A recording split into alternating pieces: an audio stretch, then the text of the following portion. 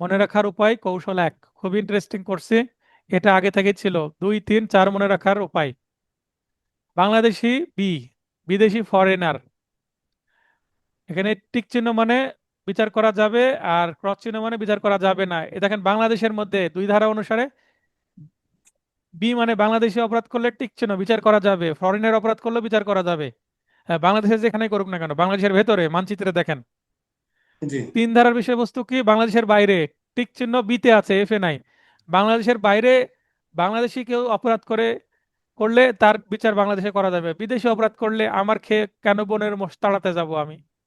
বিদেশে অপরাধ করেছে, বিদেশের ওরা দেখবে, তাই না? জি ধারা 4 কি বলা হচ্ছে? বিতে টিক চিহ্ন, এফ এ টিক চিহ্ন। এই যে একটা বিমান, মনে করেন এটা বাংলাদেশ বিমান, বাংলাদেশ বিমান বাংলাদেশে রেজিস্টার করা, বা অন্যান্য বিমান বাংলাদেশি সরকারের কাছে যদি অনুমতি নিয়ে রেজিস্ট্রি করা থাকে, মানে বাংলাদেশি মালিকানাধীন, রেজিস্ট্রেশন বাংলাদেশে। জি তাহলে এই বিমানের ভেতরে যদি এরা অপরাধ করে, তাহলে এটা বাংলাদেশের ভেতরে অপরাধ করেছে বলে ধরে নিতে হবে। যদিও বিমানটা উঠছে আমেরিকার উপরে, সৌদি আরবের জি উপরে, তারপরেও ঠিক আছে। আচ্ছা আবার জি 4 ধারার বিষয়বস্তু কি, কোনো যদি এই যে পানি জাহাজ, যেটা জলযান শিপ, এটা তো যদি অপরাধ করে ভেসেল এবং এই জলযানের মালিক যদি বাংলাদেশি হয়, অথবা বাংলাদেশে রেজিস্ট্রি করা আছে, ফেরি, নৌকা, তাহলে বিদেশি হোক আর দেশি হোক, এটা বাংলাদেশের বাইরেও, মনে করেন এটা ওই ওশেনে আছে, কোনো প্যাসিফিক ওশানে আছে, জি ওখানে অপরাধ করলেও বাংলাদেশের ভেতর অপরাধ করেছে বলে ধরে নিতে হবে। কারণ ওই জলযান বা উড়োজাহাজটা এক টুকরা বাংলাদেশ ধরতে হবে। ক্লিয়ার হলো বিষয়টা? জি আপনারা যখন ল অফ সি মাস্টার্সে পড়বেন, তখন এই জিনিসগুলো আরো ক্লিয়ার হবেন। ধারা 4, বাংলাদেশি ব্যক্তি ভারতে অপরাধ করলো, করে পালিয়ে যে বাংলাদেশের মধ্যে পালালো, ঠিক আছে? জি দেখছেন এখানে ছোট্ট একটা বাংলাদেশ দেখতে পাচ্ছি না?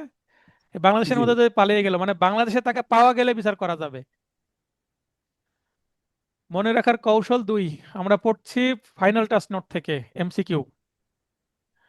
পেনাল কোডের এই যে এই বাম পাশে আছে হচ্ছে অসংহত বা ইনচয়েড ক্রাইম, যেটা 3টা আছে: প্ররোচনা, অ্যাবেটমেন্ট, ষড়যন্ত্র, কনস্পাইরেসি, প্রচেষ্টা মানে অ্যাটেম্প্ট।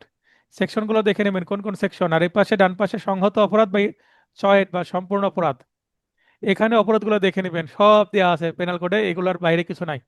আর এখানে দেখেন আবার এই যে 12, 12 এখানে 16 ধারার অপরাধ। এই কয়টা? 16 অধ্যায়ের, 16 অধ্যায়, আর 13 হচ্ছে 17 অধ্যায়। এই এই কয়টা? এগুলো সবই সম্পত্তির রিলেটেড অপরাধ, আর এগুলো সবই হচ্ছে হিউম্যান বডি রিলেটেড অপরাধ। মানব দেহ জি মনে রাখার কৌশল 3, এখানে 34 এবং 149-এর পার্থক্য দেখিয়েছি, দেখে নেবেন। ফাউন্ডেশন নোটে এটা ছিল। মনে রাখার কৌশল 4, 34, 107, 120A, এগুলো নিয়ে প্রবলেমেটিক প্রশ্ন লিখিত তো আসতে পারে, এমসিকিউ আসতে পারে। এটা লিখিত নোট থেকে এখানে অ্যাড করা হয়েছে, বুঝে নেবেন, পড়ে নেবেন, তাহলে হবে। মনে রাখার কৌশল 5, কারাদণ্ড, যাবজ্জীবন কারাদণ্ড, আমৃত্যু কারাদণ্ড। খুব ইন্টারেস্টিং, পড়ে নেবেন। আমৃত্যু কারাদণ্ড জেল কোড অনুসারে হয়, এবং এটা খুব অত্যন্ত বিরল। মৃত্যুর আগ পর্যন্ত তাকে জেলে থাকতে হয়। মনে রাখার কৌশল 6, 323, 24, 25, 26, মনে রাখার কৌশল এখানে দেওয়া হয়েছে। ফাউন্ডেশন নোটে আমি বুঝিয়েছি। মনে রাখার কৌশল 7, এটা কিন্তু নতুন। এক নজরে আচ্ছা যৌথভাবে অপরাধ সংগঠনের প্রয়োজনীয় সদস্য সংখ্যা। 34, অভিন্ন অভিপ্রায়, 2 জন থাকতে হবে মিনিমাম। 120A, অপরাধমূলক ষড়যন্ত্র, মিনিমাম 2 জন মিলে তো গল্প করতে হবে, তাই না? জি একশো ষড়যন্ত্র করতে হবে জি একচল্লিশ অবৈধ সমাবেশ, কমন অবজেক্ট থাকতে হবে তাদের মধ্যে, তাহলে 5 জন। রায়োটিং, 5 জন, এখানেও কমন অবজেক্ট যদি থাকে তাহলে 5 জন। মারামারি, 2 জন। রবারি, 1, 2, 3, 4 জন। দস্যুত, সরি, এখানে একটু কপি পেস্ট স্যার করতে এই গিয়ে দ্রুত। হ্যাঁ, এখানে ডাকাতি হবে, হ্যাঁ। স্যার আচ্ছা আচ্ছা স্যার এই 141-এ বেআইনি সমাবেশের সাথে কমন অবজেক্ট হবে স্যার এটা এই কমন অবজেক্টটা কেটে দিলে ভালো হয়। হ্যাঁ, জি ওখানেও কমন অবজেক্ট থাকে, কমন অবজেক্ট জি থাক, জি সমস্যা নাই। আচ্ছা কমন অবজেক্ট না থাকলে বেআইনি সমাবেশ হয় না। কিন্তু এখানে কিন্তু ডাকাতি হবে, হ্যাঁ, দস্যুতা হবে না, ডাকাতি হবে। 391 তারপরেও ডাকাতি, জি। এটা থাক, আমরা কেটেই দিই, যেহেতু আমরা সংজ্ঞা পড়াচ্ছি না, তাহলে কনফিউশন হয়, তাই না? জি। মনে রাখার কৌশল 8, এর আগে 7 হলে এবার 8। এক নজরে মৃত্যুদণ্ডের 10টি ধারার বিধান। কত কত ধারা মৃত্যুদণ্ড দেওয়া যায় সেটা এখানে বলা আছে, ঠিক আছে? জি। কি 10টি ধারা। এখানে ক্রমিক নম্বর 1 থেকে 10 ধারাগুলো, আর এখানে অপরাধ। তারপরে মনে রাখার কৌশল 9, এক নজরে যাবজ্জীবন সশ্রম কারাদণ্ডের ধারার বিধান। যেখানে যেখানে পেনাল কোডে যাবজ্জীবন কারাদণ্ড দেওয়া যায়, শুধুমাত্র আমার ফাউন্ডেশন নোটে যে সেকশনগুলো আছে সেগুলো, এর বাইরেও থাকতে পারে, আমি সব জি। কাভার করিনি, তবে এগুলো মনে রাখলেই কমন পেয়ে যাবেন, ঠিক আছে? জি। অনেকগুলো আছে, সবগুলোই কিন্তু যাবজ্জীবন। এবং যাবজ্জীবন শব্দটাকে আমি কি করেছি, হাইলাইট করে দিয়েছি। এবং সেটা সবসময় কি হবে, সশ্রম, তাই না? জি। তাই আমি এখানে সশ্রম আর লিখিনি খুব একটা। একটা জিনিস লক্ষ্য করেন, অধিকাংশ ক্ষেত্রে যাবজ্জীবন সশ্রম কারাদণ্ডের সাথে বিকল্প দণ্ড হিসাবে কিন্তু 10 বছর কারাদণ্ড থাকছে। যেমন যাবজ্জীবন অথবা অনূর্ধ্ব 10 বছর, জি। যাবজ্জীবন অথবা অনূর্ধ্ব 10 বছর, মানে যাবজ্জীবন এর পরে 14 হচ্ছে না, 10 বছরই বেশি হচ্ছে। এখানে 7 বছর আছে, এটা একটু মানে সর্বনিম্ন 7 বছর, তাই। ওকে। কিন্তু ম্যাক্সিমাম জি। ক্ষেত্রে কি 10 বছর, এখানে আবার 7 নিম্নে এবং সর্বোচ্চ 14 বছর। ওকে। আরো জি স্যার। মনে রাখার কৌশল আছে কি, শুধুমাত্র বিনাশ্রম কোথায় কোথায় আছে দেখেন, এখানে দিয়ে দিয়েছি বিনাশ্রম বিনাশ্রম বিনাশ্রম বিনাশ্রম বিনাশ্রম বিনাশ্রম বিনাশ্রম, খুঁজে খুঁজে বের করে দিয়েছি, তাই এত সময় লাগলো ভাই। আচ্ছা। এখানে ধারা 67, শুধুমাত্র অর্থদণ্ডে দণ্ডিত হলে অর্থদণ্ড অনাদায়ে সর্বদা বিনাশ্রম কারাদণ্ড দিতে হবে, এটাও কিন্তু একটা বিষয়, তাই না? মনে জি। রাখল কৌশল 11, নির্ধারিত অর্থদণ্ডের ধারার বিধান এক নজরে আমরা দেখব। নির্ধারিত অর্থদণ্ড মানে যেখানে অর্থদণ্ডের টাকা বলে দেওয়া আছে, ক্লাসে শুরুতে বললাম না, জি। মানে এখানে টাকা উল্লেখ করা জি। আছে ইচ্ছা মতন, এটা খুব ভালো হয়েছে মানে স্যার এটা। আনলিমিটেড অত্যাধিক দিতে পারবে না জজ, বিচারক, ম্যাজিস্ট্রেট বা জজ হোক না কেন, ঠিক আছে? এখানে অনূর্ধ্ব 1,000 টাকা অর্থদণ্ড, কারাদণ্ড নেই আবার, মানে শুধুমাত্র অর্থদণ্ড, ঠিক আছে? তাই এটা হাইলাইট আমরা আলোচনা করছি আইন আদালত বার ফাইনাল টাচ নোট থেকে, যেটা এমসিকিউ পরীক্ষার জন্য। এই নোটের আমরা একটু আগে আলোচনা, মানে আগের ক্লাসে আলোচনা করেছি, যেটা মনে রাখার কৌশল। পেনাল কোড পড়ছি, পেনাল কোডে মনে রাখার কৌশল এর আগে 10টি আমরা দেখালাম, 11তম মনে রাখার কৌশল দেখছিলাম, যে এক নজরে নির্ধারিত অর্থদণ্ডের যে ধারার বিধানগুলো সেগুলো বাম পাশে আছে ধারা, যেমন 160 ধারা। অপরাধ হচ্ছে মারামারি, যেটা ইংরেজি অ্যাফ্রে। এই মারামারি বলতে হার্ট বা গ্রিভিয়াস হার্ট না, এটা হচ্ছে অ্যাফ্রে, তাই না? জি, এমনি সাধারণ মারামারি। মারামারি জি, মানে এখানে কলহ। অ্যাফ্রে, ঝগড়া কলহ। করা। হ্যাঁ। জি, কলহ। জি। তো এটা অনূর্ধ্ব 1 মাস সশ্রম বা বিনাশ্রম কারাদণ্ড, সেই সাথে অর্থদণ্ড, মানে অথবা অর্থদণ্ড 100 টাকা, অথবা উভয় দণ্ড। তার মানে এখানে 1 মাস টাকা, 1 মাস সশ্রম বা 1 মাস বিনাশ্রম হতে পারে, অথবা 100 টাকা অর্থদণ্ড হতে পারে, অথবা কারাদণ্ড হলো 100 টাকা অর্থদণ্ড হলো, এরকম। তো এইটা আমি বলছি যে নির্ধারিত অর্থদণ্ড, মানে যেখানে অর্থদণ্ডের পরিমাণটা পানিশমেন্টের মধ্যে ইনক্লুড করা হয়েছে। তার মানে এখানে চাইলেই 100 টাকার বেশি দেওয়া যাবে না, বিচারক দিতে পারবেন না, পেনাল কোড হাত বেঁধে রেখেছে, তাই না? জি। জি। তো এখানেও কিন্তু এই এই ধরনের প্রশ্ন আসতে পারে টার্গেট করে। তাই এই চার্টগুলো খুব কষ্ট করে খুঁজে খুঁজে বের করে দিয়েছি। এরপরে দেখেন যে প্রতারণার ফলে ইচ্ছাকৃত আঘাত, এখানে 500 টাকা। তারপরে হচ্ছে 335, প্রতারণার ফলে ইচ্ছাকৃত গুরুতর আঘাত, এটা অনূর্ধ্ব 4 বছর। আর 2,000 টাকা, এখানে একটু অ্যামাউন্ট বেশি আছে, গুরুতর আঘাত এই কারণে। 341, অবৈধ বাধাদান, রেস্টেন করা, ইংরেজিতে হলে রেস্টেন, মানে চলাচলের পথে যাচ্ছে, পথ রোধ করা, এটা 1 মাস বিনাশ্রম আর 100 টাকা, 500 টাকা অর্থদণ্ড, অথবা উভয়দণ্ড। 342, দেখেন সাধারণত আমরা যেটা দেখেছি যে একটা অপরাধের যে সংজ্ঞার পরে জি। সেই অপরাধের সাজার বিধান থাকে, কিন্তু এখানে একটু জি। ব্যতিক্রম।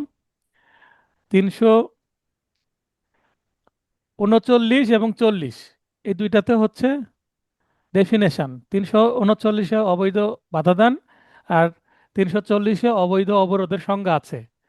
মানে হুম, আগে সংজ্ঞা দুইটা দিয়ে দিয়েছে, তারপরে এই দুইটার শাস্তি দিবে। 41 এবং 42-এ শাস্তির বিধান। এখন যদি এরকম পর্যায়ক্রমে। হতো 39, 40 অবৈধ বাধাদান এবং অবৈধ বাধাদানের সাজা, এবং 41, 42 অবৈধ অবরোধের সংজ্ঞা এবং শাস্তি, অব- তাহলে শাস্তি, জি। মানে এটা জেনারেল স্বাভাবিক হতো, কিন্তু এটা একটু জি, আনকমন, তাই জি, না? এরকম জি, আনকমন আছে 390, 91 দস্যুতা জি, ডাকাতির দোস্ত সংজ্ঞা ডাকাতি। পাশাপাশি আছে। তো জি, এগুলো জি, লক্ষ্য করবেন, বুঝছি। লক্ষ্য করলে ধারা মনে রাখা সহজ। আমার কিভাবে মনে আছে, কারণ একটু আনকমন দেখেছি, এটা মাথায় ক্লিক করেছে, তখন সেটা আমি একটু গুরুত্বর সাথে মনে রাখার চেষ্টা করেছি। আমি যখন পরীক্ষা দিই, তো বড় একটা শীট, মানে সেই শীটটা মানে এই বিশাল বড় হবে, যেমন একটা আমি যদি 8 পেপার কিনি, 8 পেপারের থেকে ডাবল, এইটা আমার একটা পুরো দেওয়াল, শুধু পেনাল কোড, বড় করে পেনাল কোড লিখে শুয়ে থেকেও যেন দেখা যায়, ধারা মনে থাকে না কেন। তো এইভাবে জি, জি, লিখে ঝুলিয়ে রেখে শুয়ে থেকেও মুখস্থ করতাম, চোখ বন্ধ করে বলতে পারতাম কিনা যে ধারার বিষয়বস্তু কি, যেগুলো গুরুত্বপূর্ণ সেগুলো। এরকম প্রায় 100টি সেকশন আমি প্রায় মুখস্থ করেছিলাম, মোস্ট ইম্পর্টেন্ট। তো এখানে দেখেন, বাধাদান মানে পথ রোধ করা, আর অবরোধ মানে কোনো স্থানে, যেটা আবদ্ধ স্থানে আটক রাখা। আর বাধাদান হচ্ছে ওপেন প্লেস, আর এটা হচ্ছে আবদ্ধ জায়গা। ঠিক আছে? জি। তাই এখানে পরিমাণ 1000 হয়ে গেছে। এখানে 357 অবৈধ অবরোধের চেষ্টায় আক্রমণ বা অপরাধমূলক বলপ্রয়োগ। আক্রমণ, আক্রমণের ইংরেজি কি? কে বলতে পারে? আক্রমণের জি স্যার, ইংরেজি কি? Assault sir. হ্যাঁ, অ্যাসল্ট স্যার। অ্যাসল্ট, এই যে অ্যাসল্ট। এখানে আছে, এখানে আছে অ্যাসল্ট ইজ আক্রমণ অথবা অপরাধমূলক বল প্রয়োগ, অ্যাসল্ট অর ক্রিমিনাল ফোর্স। আচ্ছা, এই অ্যাসল্টের কাছাকাছি আরেকটা অপরাধ আছে, নাম হচ্ছে ব্যাটারি। যেমন আমরা মোবাইলে ব্যাটারি ব্যবহার করি, এই উচ্চারণ একই, ব্যাটারি। ব্যাটারিও একটা অপরাধ, শুনেছেন এই নাম? না তো স্যার। ব্যাটারিও একটা অপরাধ, আমাদের পেনাল কোডে নাই, কিন্তু ইন্ডিয়ান পেনাল কোডে আছে, ক্রিমিনোলজি পেনালজিতেও আছে। মানে তারা আরো জিনিসটা ডিপে কি চিন্তা স্যার, করেছে। আরেকবার বলেন তো স্যার। আরেকবার বলেন স্যার। ব্যাটারি, ব্যাটারি, ব্যাটারিও এটা আচ্ছা আচ্ছা। অ্যাসল্টের মতো একটা অপরাধ। ঠিক আছে? তো আচ্ছা। এইটা সামান্য ভিন্ন। ঠিক আছে, এটা আমাদের আজকের ক্লাসের বিষয় না, আমরা একটু দ্রুত আগাবো। ঠিক আছে? প্রয়োজনে জি স্যার। রিটেন ক্লাসে প্রশ্ন করেন, কারো প্রশ্ন করার ইচ্ছা থাকলে, অথবা গুগলে জি। সার্চ দিবেন ব্যাটারি। ঠিক আছে, ব্যাটারি বলতে ব্যাটারি অফেন্স এই বলে সার্চ দিবেন, তাহলে সব পেয়ে যাবেন। 358, এখানে 1 মাস বিনাশ্রম, এখানে বিনাশ্রম দেওয়া আছে। ঠিক আছে, মানে সশ্রম দেওয়ার সুযোগ নাই, 200 টাকা। 447, উন্মুক্ত স্থানে অপরাধমূলক অনধিকার প্রবেশ। উন্মুক্ত, উন্মুক্ত স্থান বলতে অন্যের কোনো সম্পত্তি, যেটা কোনো ক্ষেত হতে পারে, হ্যাঁ, ধানের জমি, কোনো ফসলের জমি, বা কোনো পুকুর হতে পারে। পুকুরও তো ওপেন, তাই না? জি। অনূর্ধ্ব 3 মাস সশ্রম বা বিনাশ্রম কারাদণ্ড, এবং 500 টাকা অর্থদণ্ড বা অভয়দণ্ড। 448, অনধিকার গৃহে প্রবেশ, মানে এবার ভিতরে চলে গেল, বাইরে না। ঠিক আছে, হাউস ট্রেসপাস ইংরেজি। 1 বছর।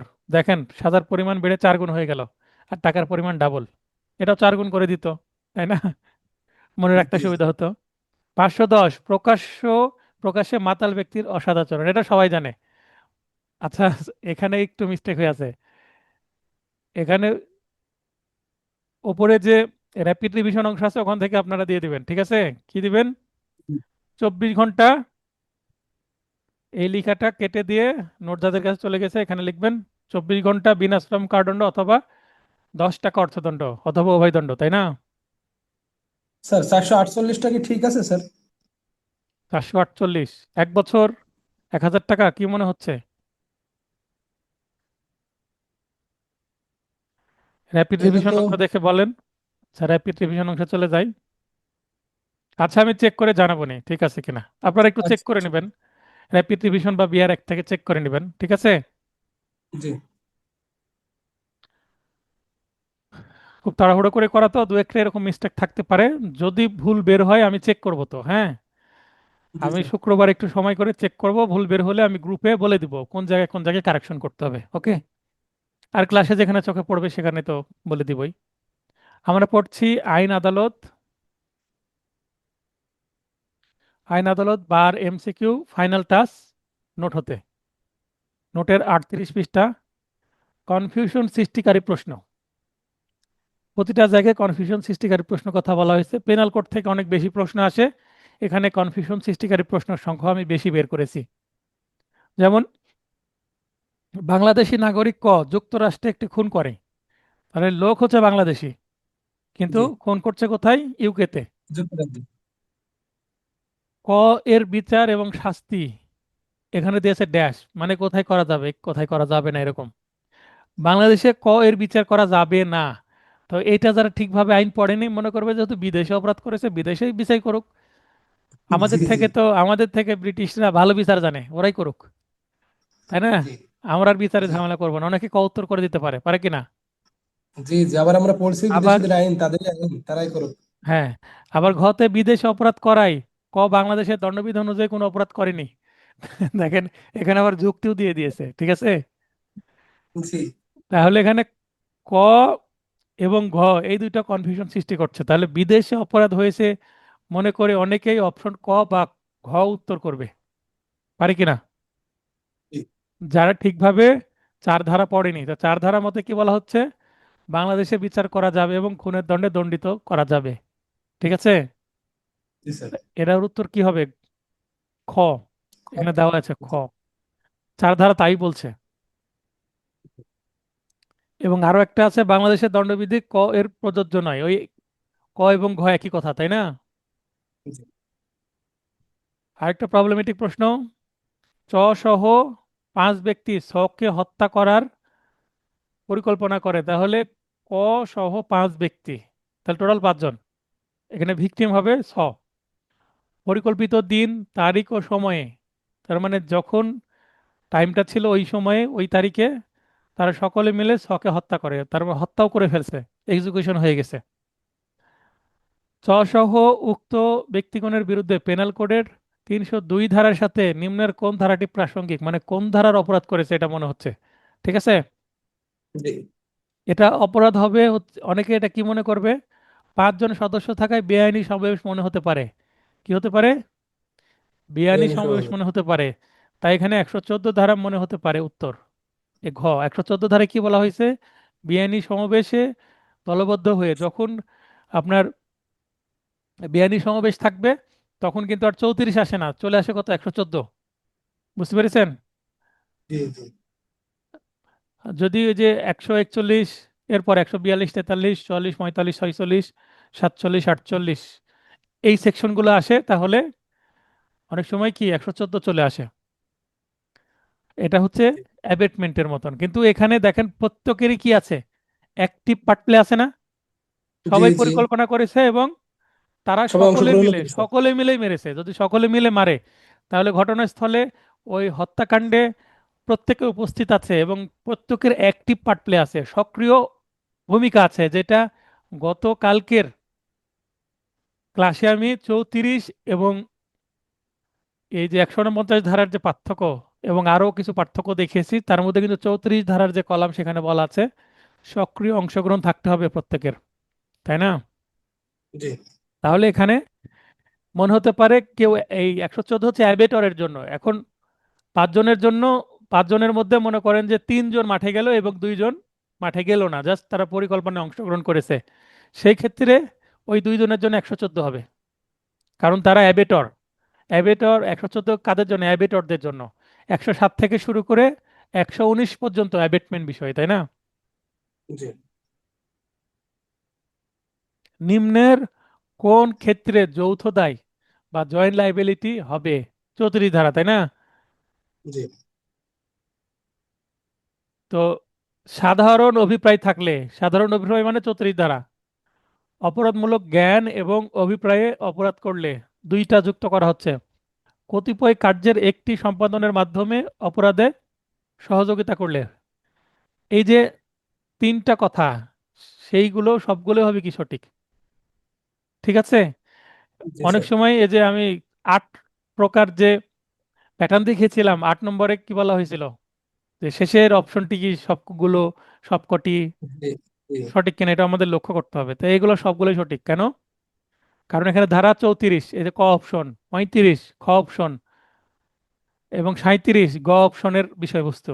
তাহলে এই প্রশ্নের উত্তর অপশন ক করার প্রবণতা আছে। অনেকে কিন্তু অপশন ক করবে এবং বাকিগুলো বুঝবেই না, কারণ 34 পড়েছে অনেকেই, 35 36 37 38 এই বাকিগুলো পড়েনি।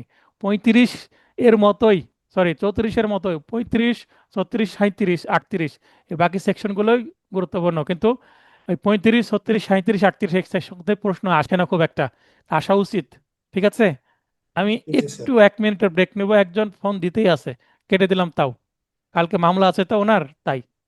আদালত অর্থদণ্ড অনাদায়ে কারাদণ্ড দিলে তাহা বা তা 1/4 অংশের বেশি হবে না। অনেকে অপশন খ উত্তর করবে। ক্ষয় কি আছে? আদালতের প্রদত্ত শাস্তির। আচ্ছা, এইটা আমি অনলাইনে একজনের ক্লাস দেখেছি, আমার মনে পড়ে গেল। অনলাইনে একজন ব্যক্তির ক্লাস দেখেছি, তিনি আবার মেট্রোপলিটন ম্যাজিস্ট্রেট, মোস্ট সিনিয়র। আচ্ছা তিনি অনলাইনে ক্লাস নিচ্ছেন, ওনার একটা ভিডিও দেখলাম আমি। উনি ভিডিওতে এই যে 4/1 এটা হবে আদালতের প্রদত্ত শাস্তির। এটার অর্থ কি? মনে করেন একটা মামলায় এখানে শাস্তির বিধান আছে 10 বছর, ঠিক আছে? জি 10 বছর দেওয়া যায়, কিন্তু আদালত দিল 8 বছর দিতে পারে। জি অনূর্ধ্ব 10 বছরের অর্থ কি? ম্যাক্সিমাম 10 বছর দেওয়া যাবে, ইচ্ছা করলে কম দিতে পারবে, বেশি নয়, তাই না? জি আবার কোনো জায়গায় যদি 3 বছর থাকে, আদালত ইচ্ছা করলে 2 বছর দিবে, 1.5 বছর দিবে, কিন্তু 3 বছর অধিক নয়, 3 বছরও দিতে পারে। ঠিক আছে, এখন 10 বছর সাজা যদি আদালত 8 বছর দেয়, সেক্ষেত্রে সাথে অর্থদণ্ড কি করলো, যুক্ত করলো, তাই না? জি মনে করেন আরো অর্থদণ্ড দিল 20,000 টাকা। এখন 20,000 টাকা যদি অর্থদণ্ড না দেয়, তাহলে অনাদায়ে কি করতে হবে? কিছু কারাদণ্ড যুক্ত করতে হবে, অ্যাডিশনাল। জি এই কারাদণ্ডের পরিমাণ কি হবে? এই কারাদণ্ডের পরিমাণ হচ্ছে যে কারাদণ্ডটা আছে সেইটার 4/1 বেশি হবে না, কম হবে। এখন মনে করেন যে ওনার ব্যাখ্যা হচ্ছে যে আদালত কারাদণ্ড দিলে হচ্ছে 8 বছর, তাহলে 8 বছরের 4/1 মানে কত, 2 বছর। 2 বছর। তাহলে 8 আর 2 10 বছর হয়ে যাবে টোটাল সাজা। তাহলে ফাইনের যে টাকাটা দিতে হবে না, বাড়তি থাকে 2 বছর কারাদণ্ড ভোগ করতে হবে। এটা হচ্ছে তার ব্যাখ্যা। কিন্তু আমার যেটা আইনে যেটা লেখা আছে 65 ধারায়, সেটা হচ্ছে সর্বোচ্চ কারাদণ্ডের, অপরাধের সর্বোচ্চ কারাদণ্ডের শাস্তির। বুঝতে পেরেছেন? তাহলে পার্থক্য কি জি হলো? জি পার্থক্য হলো 10 বছর সাজার বিধান সর্বোচ্চ আছে আইনে, 65 ধারা যেটা বক্তব্য। তাহলে উনি 8 বছরের জেল দিয়েছেন, ঠিক আছে। আর অর্থদণ্ড 20,000 টাকা, 20,000 টাকা না দিলে 20,000 টাকার পরিবর্তে আরো তাকে কিছু জেল ভোগ করতে হবে, সেটা অর্থদণ্ড অনাদায়ে কারাদণ্ড। ঠিক আছে, তো জি জি এইটা, এই অপরাধের জন্য আইনের সর্বোচ্চ যে শাস্তি আছে, অপরাধের সর্বোচ্চ শাস্তি 4/1 এর বেশি হবে না, কম হতে পারে। তো জি, মানে তিনি, আপনার উদাহরণ অনুযায়ী 2.5 বছর, আপনার হ্যাঁ হ্যাঁ, উদাহরণ অনুযায়ী আড়াই আড়াই বছর বছর, তাহলে 10 বছর 6 মাস তাকে ভোগ করতে হবে জি যদি ম্যাক্সিমাম দেয়। বুঝতে পেরেছেন? এটা হচ্ছে আইন। জি তো জি, ওনার স্যার। বক্তব্য হলে উত্তর হবে খ, কিন্তু আমি বলছি এটা গ। প্রয়োজন আপনারা 65 ধারা দেখে নিয়েন, ঠিক আছে। জি আর কয় অপশন আছে অপরাধের সর্বনিম্ন শাস্তির, এটা নিয়ে কনফিউশন হবে না। আর আদালত কর্তৃক কার্যকর শাস্তির, তা এখানে শাস্তি আদালত ইচ্ছা মতো দিতে পারে না, এখানে আইন অনুসারে শাস্তি দিতে হবে, তাই না? শাস্তির বিধান আইন মেনটেন করেই দিতে হবে। জি তাহলে এখানেও কনফিউশন আছে। মেট্রোপলিটন ম্যাজিস্ট্রেট সাহেবও কিন্তু কনফিউজড ছিলেন, তাই না? জি A B K, A, sorry, এ দিয়ে কমা আছে, বি কে সি এর ঘর পড়ানোর জন্য প্ররোচিত করে। আচ্ছা, এই যে লাইন, এই লাইনটাতে কনফিউশন সৃষ্টি করে। এখন আমাকে বলেন তো, এ বি সি, কে কি? সি এর ঘর পোড়াচ্ছে, তাহলে বোঝা যাচ্ছে সি ভিকটিম হবে, তাই না? জি। বি কি হবে?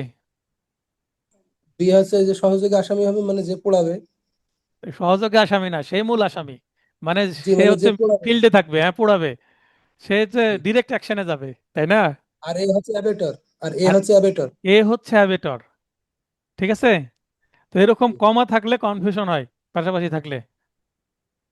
তাহলে এ বি কে বলছে মানে আবুল বাবুলকে বলছে যে কালামের ঘর পুড়িয়ে দিতে হবে, তাই তো? আবুল বাবুল, বাহ, ভালো হ্যাঁ। ধরন। জি। তাহলে এবার বাবুল কালামের ঘরে আগুন দেয় এবং চুরি করে। তাহলে বললো কি করতে, আগুন দিতে, সাথে সে চুরিটা যুক্ত করলো, তাই না? এখন চুরির দায় কি আবুল নিবে? না। বলবে যে তোকে তো আমি শুধু ঘরে আগুন দিতে বলছি, তুই চুরি করতে গেলি কেন, তাই না? চুরির দায় আমি নিব না। তাহলে এ ড্যাশ কি হবে এখানে? কনফিউশন কোথায় হবে? ঘর পোড়াতে গিয়ে চুরি করাই অপশন খ সঠিক মনে হতে পারে। ক্ষয় কি বলছে? চুরি এবং ঘর পোড়াতে প্ররোচনার জন্য দায়ী হবে, মানে উভয় অপরাধের জন্য দায়ী হবে, কারণ ঘর পোড়াতে গেছে বলেই তো চুরি করার সুযোগ পেয়েছে। ঘর পোড়াচ্ছে, দেখছে যে যদি ঘর পুড়ে যায় তাহলে তো ওই যে ভিতরে জিনিসগুলো তো নষ্ট হয়ে যাবে। নষ্ট হওয়ার জিনিস এখানে রাখার দরকার কি? যেটা নষ্ট হয়ে যাবে কিছুক্ষণ পরে নিয়েই যাই। চোর এই মনে করে কি নিয়ে চলে গেল, তার তো লোভ হবে। এটা এটা তো কমন কমন সেন্স, স্বাভাবিক ঘটনা। এটাই বেশি হবে যে ঘর পোড়াতে গেছে, সে লুট করতে পারে, এটা স্বাভাবিক, তাই না? এই কারণে কনফিউশন সৃষ্টি হবে। তাহলে সঠিক উত্তর কি হবে? ঘর পোড়াতে প্ররোচনার জন্য দায়ী হবে, শুধু ঘর পোড়ানো। তার মানে অ্যাবেটর যা করতে বলেছে শুধুমাত্র সেই কাজের জন্য মানে সেই দায়ী। কাজের জন্য দায়ী হবে। ঠিক আছে। জি। এবার এই মুহূর্তে আমি আরেকটা উদাহরণ দিব, ঠিক এই প্রশ্নের আলোকে। আপনাদের উত্তর দিতে হবে, সবার জন্য প্রযোজ্য। যিনি উত্তর দিতে চাইবেন তিনি হাত উত্তোলন করবেন। মনে করেন এই প্রশ্নটাকে বলছি, এ বি কে সি এর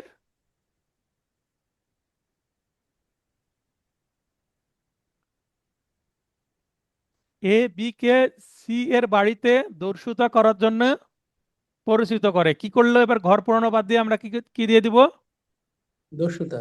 ঘর পোড়ানো বাদ দিয়ে দস্যুতা দিয়ে দিব। প্রয়োজনে আপনারা নোট পাওয়ার পরে এখানে লিখে নেবেন দস্যুতা।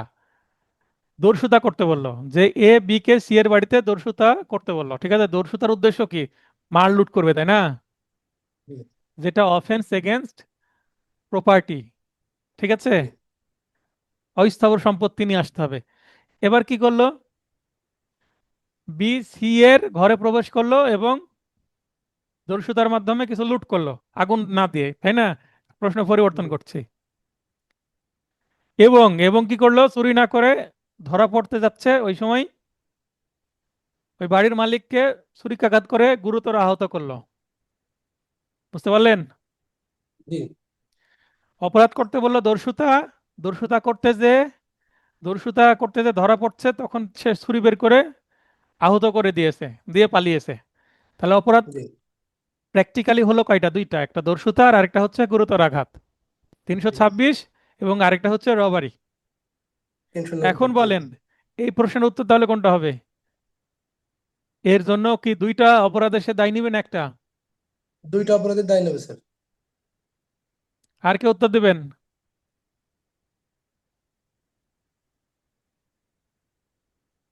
নুরুদ্দিন ভাই বলেন।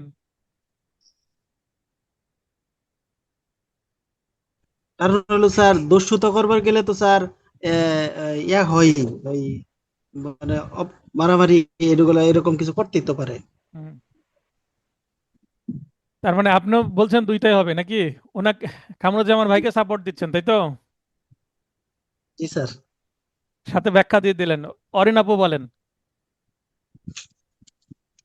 যে কাজের জন্য শুধু প্ররোচনা করেছিল শুধু সেটার জন্যই হবে, মানে শুধু একটার জন্যই শুধু দস্যুতার জন্য একে হবে, দায়ী ওই করা গুরুতর যাবে না। আঘাতের জন্য দায় নিবে না, তাই তো? কারণ সে না। দস্যুতা করতে বলেছে, সে নিজ থেকে যে আবার আঘাতও করেছে, আঘাত করতে তার বলেনি, তাই না? না। এই হচ্ছে আপনার যুক্তি। আচ্ছা, জি। আনোয়ার ভাই। আসসালামু আলাইকুম স্যার। হ্যাঁ, অরিন আপুকে সাপোর্ট দিবেন না কামরুজ্জামান ভাইকে? অরিন আপুকে সাপোর্ট দিলাম স্যার।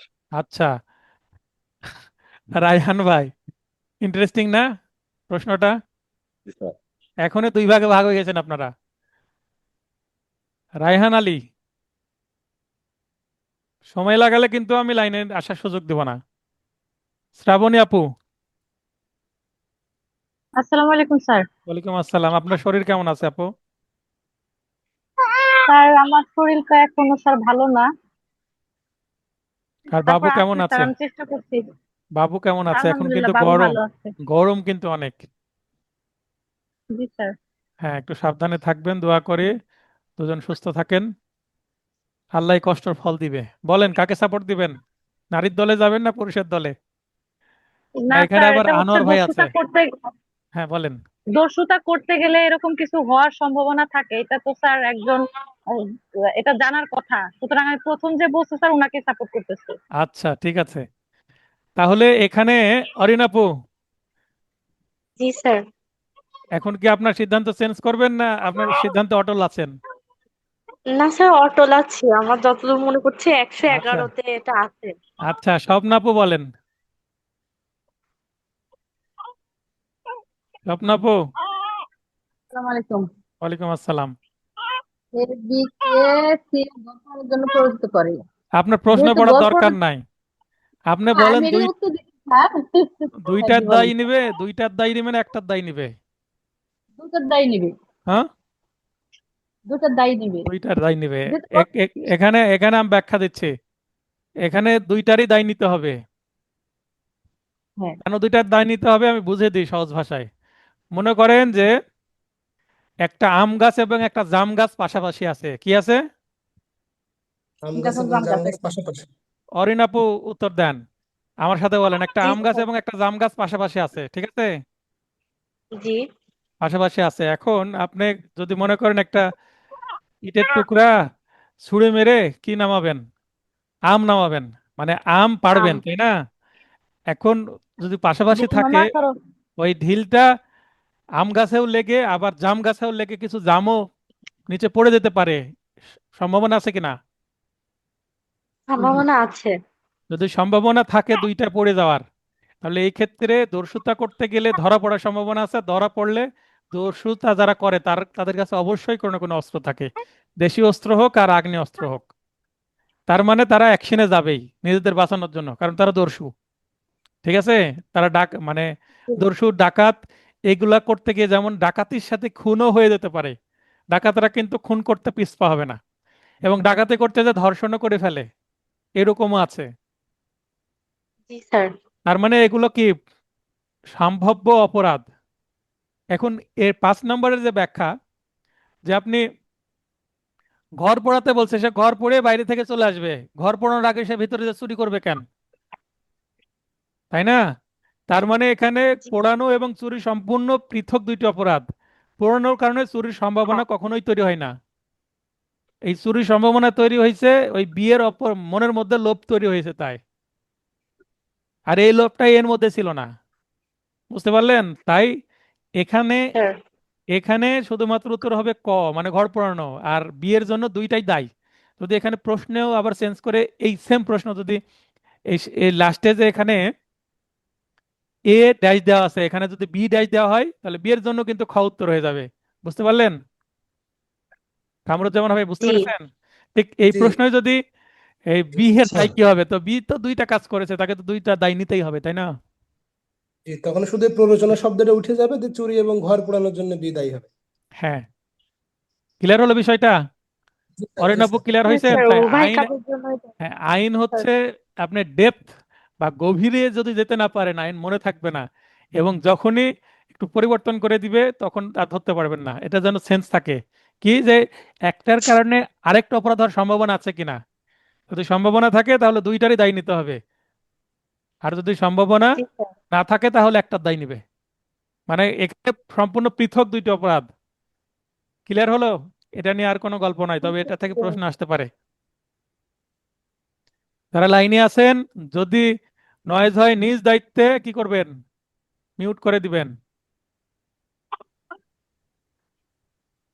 দ্য পেনাল কোড 1860 অনুসারে রাষ্ট্রদ্রোহ হলো, এটা ইন্টারেস্টিং প্রশ্ন। কি হলো? রাষ্ট্রদ্রোহ। রাষ্ট্রদ্রোহের ইংরেজি কি? এডিশন। সেডিশন। তো রাষ্ট্রদ্রোহ, এখানে রাষ্ট্র আছে তাই না? রাষ্ট্রদ্রোহ জি মনে হতে পারে রাষ্ট্রের প্রতি অবজ্ঞা, কারণ এখানে রাষ্ট্র আছে তাই না? জি স্যার, তারপরে এটা প্রথমে আমিও রাষ্ট্রপতির ভুল প্রতি করেছিলাম। অবজ্ঞা, তাও মনে হতে পারে। জি রাষ্ট্র শব্দটা আছে, মিল আছে, মানে চোখে দেখে মনে হচ্ছে ম্যাচিং। তারপরে রাষ্ট্রের বিরুদ্ধে ষড়যন্ত্র। রাষ্ট্রবিরোধী ষড়যন্ত্র। আর তিনটাই কি আমার সঠিক মনে হচ্ছে? আর এখানে একটা কি আনকমন জিনিস পড়ে আছে, মানে এটার সাথে কোনো মিলই নাই, সরকারের প্রতি বিদ্বেষ, কিন্তু এই আনকমনটাই উত্তর। জি স্যার। আনকমনটাই উত্তর, স্যার বুঝতে আপনার পারছেন? প্রথম ক্লাস, আমি নিজেও স্যার রাষ্ট্রের প্রতি অবজ্ঞায় দিয়েছিলাম, তাহলে বাহ, ভুল তার করেছি। হাত পা নাই, হ্যাঁ, মানুষ। এইটা যে কনফিউশন সৃষ্টি করতে পারে, এটা অবজার্ভ করার মতো তো ক্যাপাসিটি থাকতে হবে, তাই না? জি কারণ জি এটা আমি স্যার। পড়িয়ে পড়িয়ে আমার স্টুডেন্টরা এটা ভুল করে, বিশেষ করে যারা টপ 10 স্টুডেন্ট, তারা ভুল করলে তখন আমাকে ভাবতে হয় কেন এটা ভুল করছে, তার মানে এই প্রশ্নের মধ্যে কোনো প্যাচ আছে, তাই না? তখন আমি এটা প্রবলেমেটিক প্রশ্নের মধ্যে অ্যাড করি। এভাবেই তো নোট ডেভেলপ হয়েছে আমার। এখন এভাবে ডেভেলপ হতে হতে যখন আমি স্যাটিসফাইড হব, তারপরে আমার মার্কেটে বই আসবে। এবং গত 25 সালের ব্যাচ থেকে যারা অ্যাডভোকেট হয়েছে তাদের মধ্যে থেকে আমি কয়েকজনকে অলরেডি মনে মনে সিলেক্ট করে ফেলেছি। তারা আমার বইয়ের সাথে কাজ করবে, মানে আমার যে বই পাবলিশ হবে তারা সেটাতে রিসার্চের কাজে যুক্ত হবে, এবং এই আমার বইয়ে তাদের নামও আসবে, প্লাস তারা রয়্যালটিও পাবে। শুধুমাত্র একবার পেমেন্ট না, এই বই যত সেল হবে তার একটা পার্সেন্টেজ অল্প হলেও তারা পাবে। এবং আপনাদের জন্য এই অফারটা ওপেন। আপনারা যারা আমার ব্যাচ থেকে ভালো করবেন, অ্যাডভোকেট হবেন এবং আমার সাথে কাজ করবেন, আমার যেমন কোচিং এর কাজ, এই যে এমসিকিউ খাতা দেখা, রিটেন খাতা দেখা, যার যোগ্যতা তৈরি হবে তাকে অফার করব আমি, সে কাজ করলে করতে পারবেন। তাই একটু ভালোভাবে পড়াশোনা করেন অ্যাডভোকেট হলে। এর পাশাপাশি যদি মনে করেন যে আমি এগুলো করব, তাহলে আমার বই লিখতে যদি সহযোগিতা করেন, তাহলে একটা বই লিখা, ড্রাফটিং কিভাবে করতে হয় বইয়ের, আইনের বই লেখা কিন্তু, যদি আইন বুঝতে পারেন সহজ, কারণ ইংলিশটা আপনি ওয়েবসাইটে পাচ্ছেন, ইংলিশটা কপি পেস্ট করা যায়, শুধু বাংলাটা নিজের ভাষায় লিখতে হবে, জি বুঝতে পেরেছেন? জি এবং ব্যাখ্যা বা উপস্থাপনার উপরে বই সুন্দর হয়। সবার পড়াতে একই, আইন তো সবার একই, কিন্তু দেখেন পেনাল কোডের বই মার্কেটে 20টা 30টার বেশি, তাই না? তামাদি আইনের বই মার্কেটে 100টার বেশি আছে, 100টা রাইটের বেশি। ছোট আইন তো, ওটা দিয়েই সবাই শুরু করে। তো তো আমার কিন্তু শুধু বারের না, এই ধরনের যে প্রতিটা সাবজেক্ট, বিশেষ করে অন্যান্য যে সাবজেক্ট, যৌতুক আইনের ওপরে, নারী শিশু আইনের ওপরে, মাদকদ্রব্য আইনের ওপরে, তারপর এনআই অ্যাক্টের ওপরে, ঠিক আছে, আমার ধীরে ধীরে বই আসতে শুরু করবে। তো এই বই এর সাথে আপনারা কাজ করতে পারবেন, প্লাস যখন এইভাবে প্রসেসটা বুঝতে পারবেন, আপনারা স্বতন্ত্রভাবে নিজেরাও কাজ করতে পারবেন। আজ থেকে 10 বছর পর আপনি তখন আর আমার আন্ডারে কাজ কেন করবেন বা আমার সাথে কেন কাজ করবেন, যদি মনে করেন আলাদা হবেন, সবাই ওপেন, আবার একসাথেও কাজ করতে পারেন যদি আপনার ভালো লাগে। বুঝতে পেরেছেন? তো জি এটা স্যার। আমি কেন করব, এবং আমার যে রাইটিং, এই রাইটিং এ হেল্প আমি আমার স্টুডেন্ট থেকেই নিব, তাদেরকে প্রায়োরিটি দেব। এটার কারণ হচ্ছে আমার মেন্টালিটি সম্পর্কে তারা অবগত, এবং আমার রাইটিং সম্পর্কে তারা অবগত। বুঝতে পেরেছেন? যে আমার কাছে পড়ার জি পরে স্যার। আমি কি ধরনের এমসিকিউ প্রশ্ন করি, কিভাবে বোঝাই এবং কিভাবে উপস্থাপনা করি, তাহলে আমার এই টেকনিকের সাথে তো আপনি পরিচিত হলেন, তাহলে আপনার আমার সাথে কাজ করতে আপনার সুবিধা হবে, আমারও আপনাকে বোঝাতে সুবিধা হবে, কারণ আপনি আমার কাছ থেকে ট্রেনিং নিয়ে নিয়ে স্কিলফুল হয়ে গেছেন, তাই না? তার মানে কমিউনিকেশনটা সহজ হবে। আমি বড় গুলির কাছেও যাব না, আমার স্টুডেন্টদের বাইরেও যাব না। এই হচ্ছে আমার মেন্টালিটি। অতএব আমার যারা স্টুডেন্ট, তাদের এই ফ্যাসিলিটি থাকবে। আচ্ছা, তাহলে এখানে দেখেন, রাষ্ট্রদ্রোহ শব্দটিতে রাষ্ট্র থাকায় অনেকে অপশন ক উত্তর করবে, অন্যগুলো করতে পারে, তাই না? বা এই যে জি ঘও করতে পারে। তাহলে এখানে হবে কি, খ। সরকারের প্রতি ধারা খ। 124-এ এখানে ইংলিশে আছে হচ্ছে এগেনস্ট গভর্নমেন্ট অফ বাংলাদেশ। বুঝতে পেরেছেন?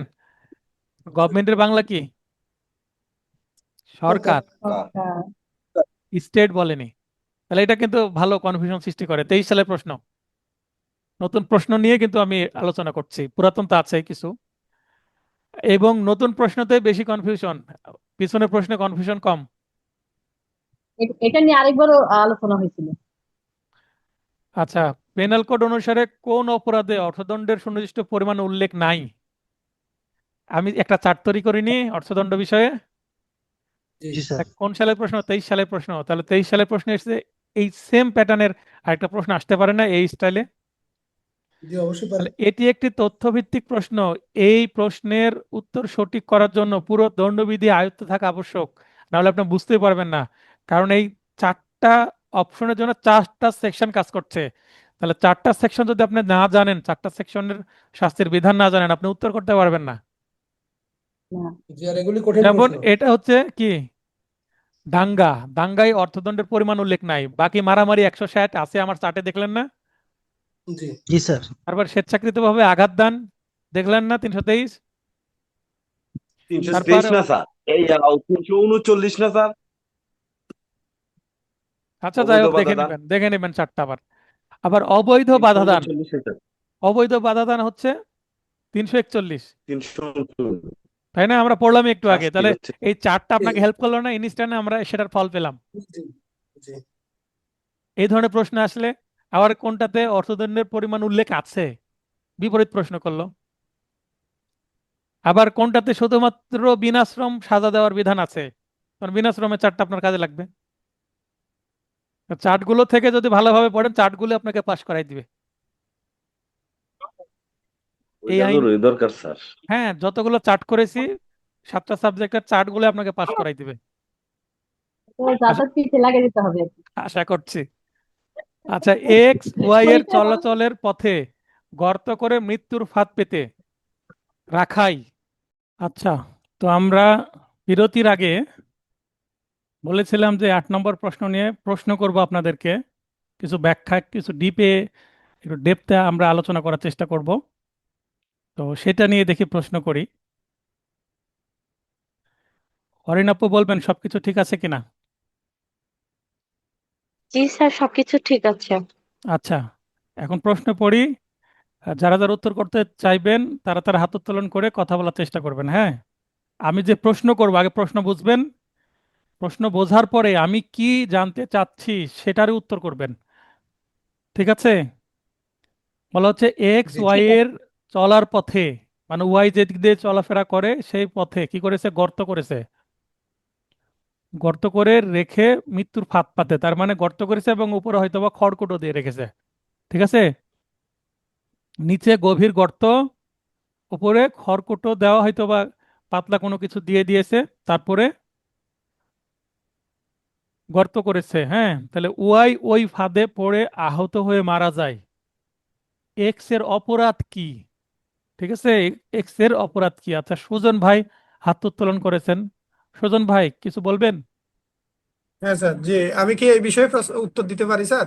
আমি তো প্রশ্নই করিনি, কি প্রশ্ন করব আপনি আচ্ছা আগেই? ঠিক আছে।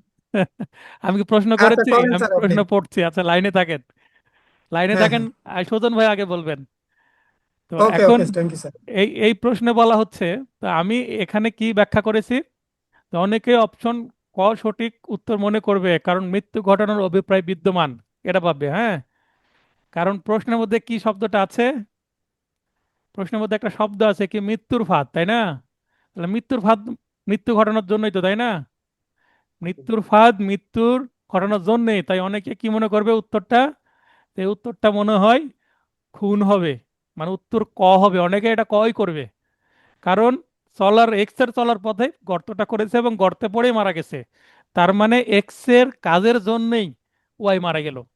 সুজন ভাই, এখন আমার প্রশ্ন হচ্ছে, এটা কিন্তু উত্তর কি করেছি আমি, এটার উত্তর হবে কিন্তু খ, মানে দণ্ডনীয় নরহত্যা। তো এটা কেন খ উত্তর হলো, এটা খুন কেন নয়? কারণ এখানে প্রশ্ন পড়েই তো মনে হচ্ছে যে খুন, এই যে মৃত্যুর ফাঁদ পেতেছে এবং ওই এক্স এর তৈরি মৃত্যুর ফাঁদে পড়েই কিন্তু ওয়াই মারা গেছে। তাহলে এটা কেন খুন না হয়ে কালপেবল হোমিসাইড হচ্ছে, দ্যাট ইজ দ্য কোশ্চেন। বলেন কি? স্যার, খুন করার জন্য উপাদান থাকে 60টি উপাদান লাগে। হ্যাঁ, আর এখানে মূলত এখানে স্যার আমি একটু বলি, এখানে ওই আমার ডিস্ট্রিক্ট ওয়াইজ এগুলো মানে কথাবার্তাগুলো একটু চেঞ্জ হয় আর কি। তো এটা ফাঁদ মানে এটা উনি ওনাকে মারার অভিপ্রায় ছিল। তো যে কোনো ভাবে এটা মারতে হবে, অভিপ্রায়ের জন্য যে কোনো একটা ঘটনা অথবা যে কোনো একটা কাজ করতে হইব, ওই কাজটাকে ফাঁদ হিসেবে দিয়ে অভিপ্রায় হিসেবে ওইটা এটা দণ্ডনীয় নরহত্যা হবে, খুন হবে না। কারণ খুন হইতে গেলে 4টি উপাদান লাগে, তার মধ্যে ইন্টেনশন লাগে, ডিরেক্ট ডিরেক্ট মার্ডার করার চিন্তা ভাবনা। হুম হুম। মানে ডিরেক্ট ইন্টেনশন থাকবে ওনাকে আমি ডিরেক্ট মেরে ফেলবো, আবার ওনার আচ্ছা, মৃত্যু হবে আমি এরকম আমি দেখে কাজ আমি করা। আপনাকে একটু কারেকশন করে দিই। আমরা 300 ধারায় খুনের উপাদান 4টি, তাই না? হ্যাঁ স্যার। খুনের উপাদান 4টি, 4টির যে কোনো একটি থাকলেই সেটা খুন হবে। 4টির 4টি থাকতে হবে তা নয়। হ্যাঁ 4টির হ্যাঁ, এক বা একাধিক যে কোনো উপাদান একটা। থাকলে হবে, যে কোনো একটি উপাদান থাকলেই হবে। এবার হ্যাঁ বুঝতে স্যার। পেরেছেন? আপনাকে কারেকশন করে দিলাম। আপনি বলছেন যে হ্যাঁ 4টির মধ্যে এক্ষেত্রে একটা স্যার উপাদান নাই, কিন্তু খুনের যে উপাদানগুলো আছে একটা হ্যাঁ, উপাদানও এখানে লক্ষণীয় না স্যার। কেন এখানে ওয়াই এর চলার পথে কি বলছে? ওয়াই এর চলার পথে গর্ত করে, ওয়াই এর চলার পথে গর্ত করলো এবং মৃত্যুর ফাঁদ তৈরি করলো। তাহলে ফাঁদটাকে বলছে মৃত্যুর ফাঁদ, এখানে মানুষ পড়লে মারা যেতে পারে, সে জানে না। 2 নম্বর হ্যাঁ পয়েন্ট কি বলা হচ্ছে? Knowledge, with knowledge. আমি যে কাজটা করলাম, গর্ত করলাম, এখানে ওয়াই পড়ে মারা যেতে পারে। মৃত্যু করতে পারে, হ্যাঁ হ্যাঁ হ্যাঁ হ্যাঁ। তাহলে এটা সে জেনে করলো, তাহলে 2 নম্বর উপাদান ম্যাচ করছে না। নলেজ ম্যাচ ম্যাচ করতেছে স্যার, হ্যাঁ। তাহলে এটা কেন খুন নাই বলেন? আরেকটু জটিল করে দিলাম।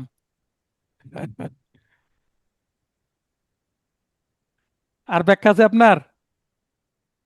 আমি স্যার একটু 1 মিনিট স্যার প্লিজ হ্যাঁ, দেখি। নেন। এখন অরিনাপু বলেন।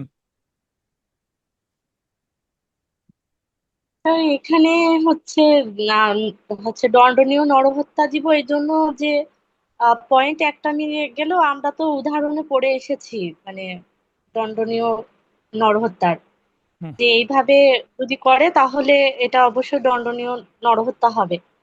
আর আমরা এটাও জানি যে সকল খুনই দণ্ডনীয় নরহত্যা, কিন্তু সকল দণ্ডনীয় নরহত্যাই আবার খুন না। হ্যাঁ, সেটা জানি, কিন্তু আপনি এটা আইনের কথা বললেন, কিন্তু আমি আপনাকে ব্যাখ্যা চাচ্ছি। এখন ধরে নেন যে 299 ধারায় যে উদাহরণটা দেওয়া আছে হুবহু এটাই। মনে করেন আমি বলে দিচ্ছি, সে ফর এক্সাম্পল, মানে ধরে নেন, ঠিক আছে, জি সাপোজ, সাপোজ এই উদাহরণটা জি। ভুল আছে, সাপোজ এই উদাহরণটা ভুল আছে, ধরে নেন এই উদাহরণটা, আমি বলছি যে এটা 300 ধারার খুনের মধ্যে যদি উদাহরণটা থাকতো তাহলে আমরা তো খুনি বলতাম, তাই না? হ্যাঁ 300 ধারার উদাহরণের মধ্যে যদি এটা থাকতো খুন হিসাবে, তাহলে এটা খুনি বলতাম। তো 299 ধারার মধ্যে আছে বলে আমরা কি করছি, এটাকে কালপেবল হোমিসাইড বা দণ্ডনীয় নরহত্যা বলছি। তো মনে করেন যে এই উদাহরণটা 299 ধারায় নাই বা থাকলেও ভুল আছে ধরে নেন, সেক্ষেত্রে আপনার ব্যাখ্যা কি? মানে বাস্তব আইনের জ্ঞান থেকে বলতে হবে।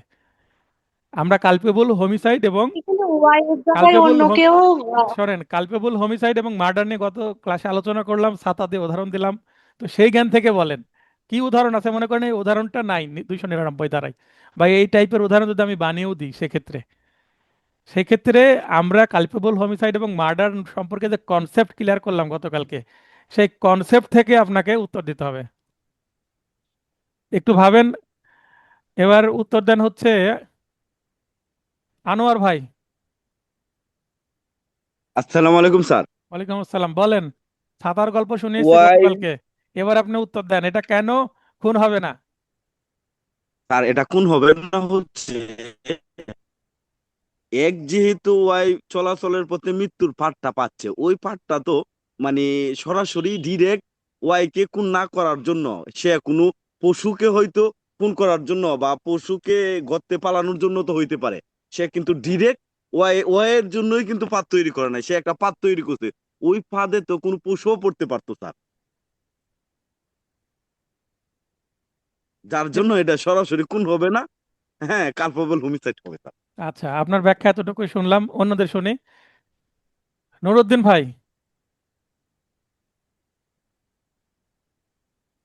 তাড়াতাড়ি লাইন আসতে হবে, নুরুদ্দিন ভাই। হ্যাঁ স্যার আসছি।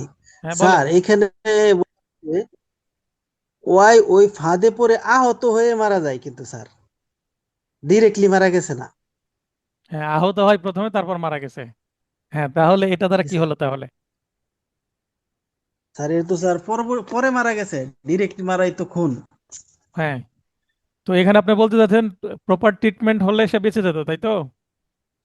জি স্যার, জি স্যার। কিন্তু এই ক্ষেত্রেও আমি একজনকে কি করলাম, আঘাত করলাম, কিন্তু সে দেরিতে ট্রিটমেন্ট করাতে সে কি হয়ে গেল, মারা গেল। তারপরেও এটা খুন হবে, কারণ আমার আঘাতের কারণেই তিনি মারা গেলেন। বুঝেননি কথাটা? জি স্যার। আপনার ব্যাখ্যাটা সঠিক হবে না। কামরুজ্জামান ভাই বলেন। স্যার একটু সময় নিয়ে বলি স্যার, একটু দেখেন হচ্ছে কিনা।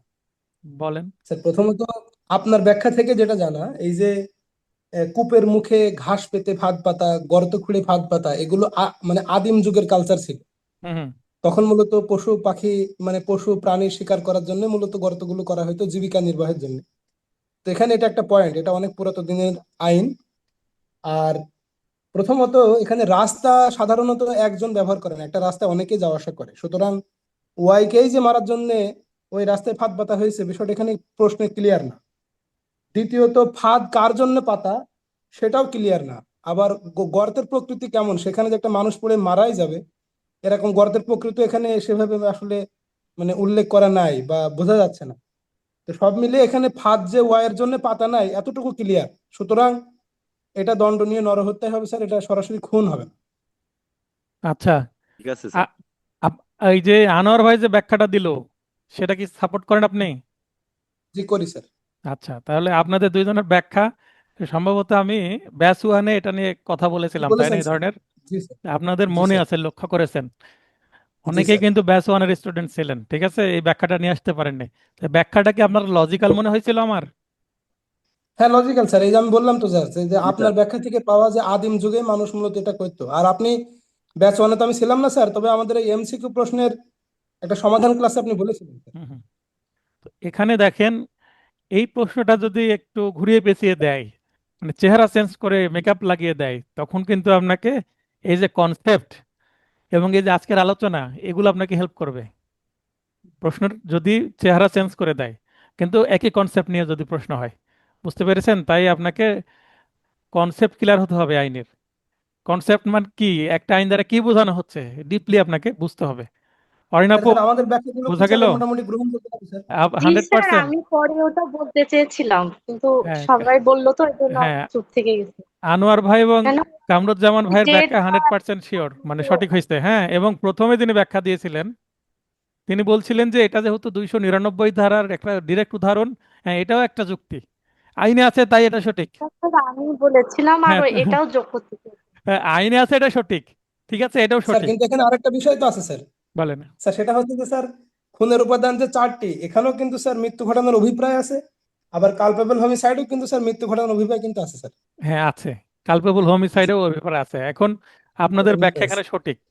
এখানে ওয়াইয়ের চড়ার পথে করেছে, এখন এই পথ দিয়ে যে ওয়াই চলাচল করে সেটা এক্সের নাও জানা থাকতে পারে, জি। হ্যাঁ এবং এই পথ দিয়ে যে ওয়াই চলাচল করে বা কোনো মানুষ চলাচল করতে পারে এই ধারণা এক্সের নাও থাকতে পারে, বা হয়তো বা শুধু সে। যে ওয়াই চলাচল করে এমন তো না, আরো অন্যজন চলতে পারে। আচ্ছা, এটা আদিম কিন্তু যুগের উদাহরণ, আমি এই 2026 সালের উদাহরণ দিয়ে দিচ্ছি, এটা সম্পর্কে দিব। জি জি জি, জি অবশ্যই স্যার। স্যার, আরো আমরা আরো ক্লিয়ার হবো। জি স্যার। মনে করেন যে আপনি গ্রামের বাসায়, শহরেও হতে পারে, টয়লেট তৈরি করতে হলে টয়লেটের কি করা লাগে, হাউস তৈরি করা লাগে না? ব্যবহার করার লাগে। জি, যদি বাজেট একটা কম আইটেম হয় তাহলে গোলাকার প্যান বসানো হয়, তাই না? প্যান বলছি, ওই যে পার্ট বলে, টয়লেটের রে পার্ট গোলাকার, রেডিমেড, তাই না, কূপের মতন। তো এটা জি হাউস স্যার তৈরি অবশ্যই। করা হলো। এখন হাউসটা যখন কি শুকাই যাবে, তারপরে উপরের ঢাকনাটা দিবে, তাই না? জি, তো এই ধরনের টয়লেটের একটা কাজ হচ্ছে, মনে করেন 2-3 দিন ধরে গর্ত হুম, খুঁড়লো, গর্ত খোঁড়ার পর উপরে কোনো কিছু দিয়ে তো ঢেকে রাখতে হবে সেফটির জন্য, তাই না? জি। জি তো ঢেকে রাখলো, হয়তো বা এখানে কি করলো, লাল নিশানাও দিয়ে দিল। লাল নিশানার অর্থ কি, যেখানে কেউ আসবেন না, বিপজ্জনক, তাই না? বিপদ। জি, ধর্ষণ। রাস্তা ভাঙা থাকলে অনেক সময় দেখবেন যে কি একটা গাছের ডাল পুঁতে দিয়ে উপরে পলিটলি আমরা বেঁধে দিই। এটার কারণ কি, জি, যে এটা অ্যাভয়েড করে দিতে হবে, না হলে গর্তে। সতর্কীকরণ।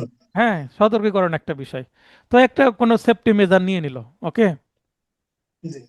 এখন এই যে টয়লেট তৈরি করছে, এই টয়লেটের গর্ত, এই টয়লেটের গর্ত কি কাউকে মারার জন্য করেছে কেউ? তাই না, না। উদ্দেশ্য না সে সেফটি ট্যাঙ্ক করবে, ওকে।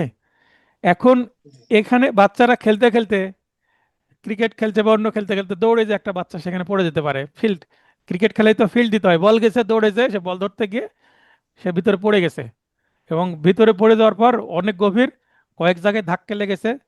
মাথাটা যদি ডিরেক্ট নিচে পড়ে তাহলে কি করবে? মাথাটা মারা ডিরেক্ট যাবে। নিচে পড়লে মারা যাবে না? জি জি, মারা যাবে। দ্রুত মারা যাবে। মারা যাবে।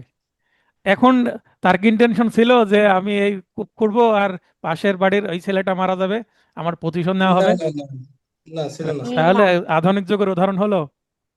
অবশ্যই হলে স্যার। জি, যেহেতু এবং স্যার সে যথাযথ সতর্কতা অবলম্বন করেছে আর এটা সেহেতু এটা এইটা কি হবে জানেন? এই নেগলিজেবল ডেথ হবে, মানে নেগলিজেন্সের কারণে হবে মৃত্যুটা। জি, এটা অবহেলার ফলে কালপেবল মৃত্যু হোমিসাইড হচ্ছে। হবে না, কি কারণে? কারণ চলার পথে করেনি, সে তার প্রপার্টিতে করেছে, বাড়ির পাশে বা বাড়ির সামনে। কিন্তু চলার পথে করলে আবার কালপেবল হোমিসাইড হবে। কিন্তু চলার পথে বাস্তব জগতে কেউ এরকম গর্ত করবে? না, করবে না স্যার। এই তো স্যার সদ্য একটা উদাহরণ কিছুদিন আগে, এই যে জিহাদ বলে একটা ছেলে ওই যে হ্যাঁ, ট্যাঙ্কের ভিতরে আমাদের পড়ে আমাদের মারা গেল। রাজশাহীর তানোরে। জি জি জি ফাইভের ভিতরে। হ্যাঁ, তো এটা চলার জি পথে করেনি, একটা জমিতে করছে, কে জানে যে ওই দিক দিয়ে যাবে। জি বুঝতে পেরেছেন? তো জি এটা স্যার। এটা নেগলিজেবল ডেথ হিসেবে মামলা হওয়া উচিত, জি জি মানে অবহেলার কারণে ওটা ওইভাবে রেখেছে বলে। এখন তারও একটা ব্যাখ্যা আছে যে আমি মাটি দিয়েছিলাম, কিন্তু বর্ষার পানিতে উপরের যে মাটিটা সেটা কি হয়ে গেছে, ভিতরে চলে জি গেছে। জি তারও কিন্তু ডিফেন্স আছে। হ্যাঁ তার মানে এটা প্রপার অ্যাক্সিডেন্ট কিনা না নেগলিজেন্স আছে, এটা কিন্তু একটা ঘটনাগত বিষয়। আর ঘটনাগত বিষয় জি কিন্তু স্যার, প্রমাণের দায়িত্ব কার? উভয় পক্ষের। উভয় পক্ষের। বুঝতে পারেন? তবে এই প্রশ্নটাও ডিফেন্সিভ প্রশ্ন স্যার, এই প্রশ্নটাও। হ্যাঁ, তো এটা কনফিউশন সৃষ্টিকারী প্রশ্ন। একটু দারুণ সময় দিয়ে আলোচনা করলাম, আপনাদের একটু আইনের জ্ঞান হলো, এবং বাস্তবে এটা কাজে লাগবে আপনাদের মামলায় কোনো মার্ডার কেস ট্রায়াল করতে গেলে। হ্যাঁ, কালপেবল হোমিসাইড যদি হয়, দেখবেন জিয়ার মামলা হোক আর সিয়ার মামলা হোক, কালপেবল হোমিসাইড হলেও মানে 304 ধারায় মামলা না করে 302 ধারায় মামলা করে দিবে। মানে বাদী কখনো চাইবে না যে আমি মামলা প্রথমে দুর্বল করি, প্রয়োজনে জি জি চার্জশিট যখন দিবে তদন্তে যে হয়তো এটা 304 ধারায় আসুক, কিন্তু আমি প্রথমে কি করব? তিনশো 302।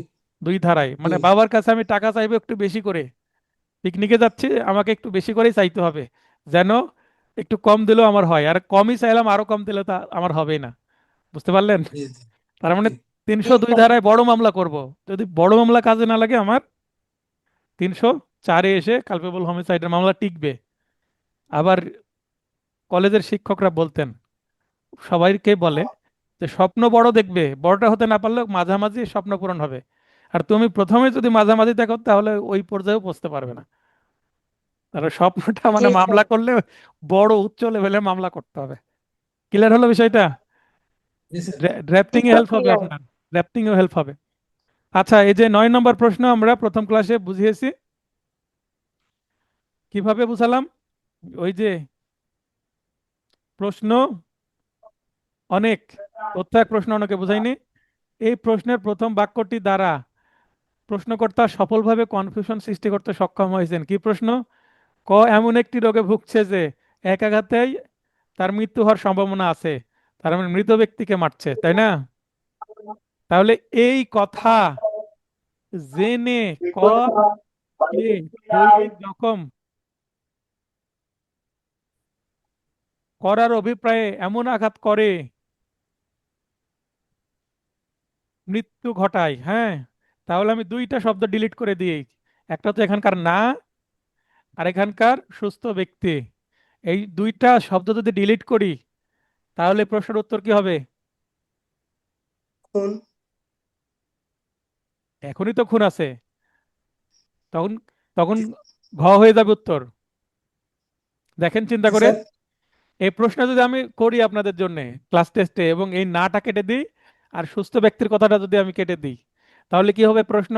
এমন একটু রোগে ভুগছে যে এক আঘাতে তার মৃত্যু হওয়ার সম্ভাবনা আছে। খ এই কথা জেনে কে দৈহিক জখম করার অভিপ্রায়ে আঘাত করে মৃত্যু ঘটায়। ঠিক আছে, উক্ত আঘাতের ফলে মারা যায়। এটি একটি কি হবে? কি মনে হচ্ছে? এরাও খুন হবে? জি, খুন এটাও কি হবে হবে? তো স্যার। এটাও খুন হবে। এখন আমি জি যদি এই যে হ্যাঁ, যেহেতু সুস্থ ব্যক্তিটা যদি আমি রাখি, ঠিক আছে, জি না সরি, এই সুস্থ ব্যক্তিটা যদি আমি কেটে দিই, এবার শুধু নাটা যদি কেটে দিই, সরি নাটা রাখি, মানে জি আহ, সুস্থ ব্যক্তিটা দিয়ে নাটা তুলে দিলাম। এবার প্রশ্নটা যদি এরকম হয় যে এর এই কথা না জেনে আঘাত করে, তখন কি হবে? এবার উত্তর, লাল স্যার, কালি মানে, এখনো খুন হবে স্যার। না না না না, এবার এবার ভালোভাবে বুঝেন। ক না, লাল কালি মানে কি বলেন স্যার? লাল এই যে কালিটা কি বলেন? সুস্থ ব্যক্তির এই শব্দটা মনে করেন বাদ দিয়ে দিচ্ছি, ঠিক আছে? ও, বাদ দিছে। হ্যাঁ, এটা শব্দ বাদ। হ্যাঁ, সুস্থ ব্যক্তি মানে এই শব্দটা বাদ। এখন প্রশ্নটা কি বাদ উত্তর হলে হবে? অপরাধজনক নরহত্যা। বাদ কিভাবে হলে বুঝাই অপরাধজনক দেন, নরহত্যা। কিভাবে বুঝাই নরহত্যা দেন, হবে। কিভাবে বুঝাই দেন? জি স্যার। রোগে ভুগছে সেটা না জেনে, তার মানে সে অসুস্থ না সুস্থ সেটা তো আমি জানি না ভাই। আমি আঘাত করেছি, মারা গেছে, আমি একটা চট দিলাম আর মরে গেল। হ্যাঁ, আ- আ- তার আচ্ছা স্যার, বুকে, এবার কি তার বুকে প্রেস মেকার বসানো আছে বা জি বুকের রিং বসানো আছে, সে জি হার্টের রোগী। আমি একটা ধাক্কা জি দিলাম, সে পড়ে গেল, তার রিংটা খুলে গেল, মারা গেল। জি জি, একটা মানুষ এটা ধাক্কা অপরাধজনক দিলে মারা নরহত্যা। যায়, আমি তো জানতাম না ভাই সে অসুস্থ।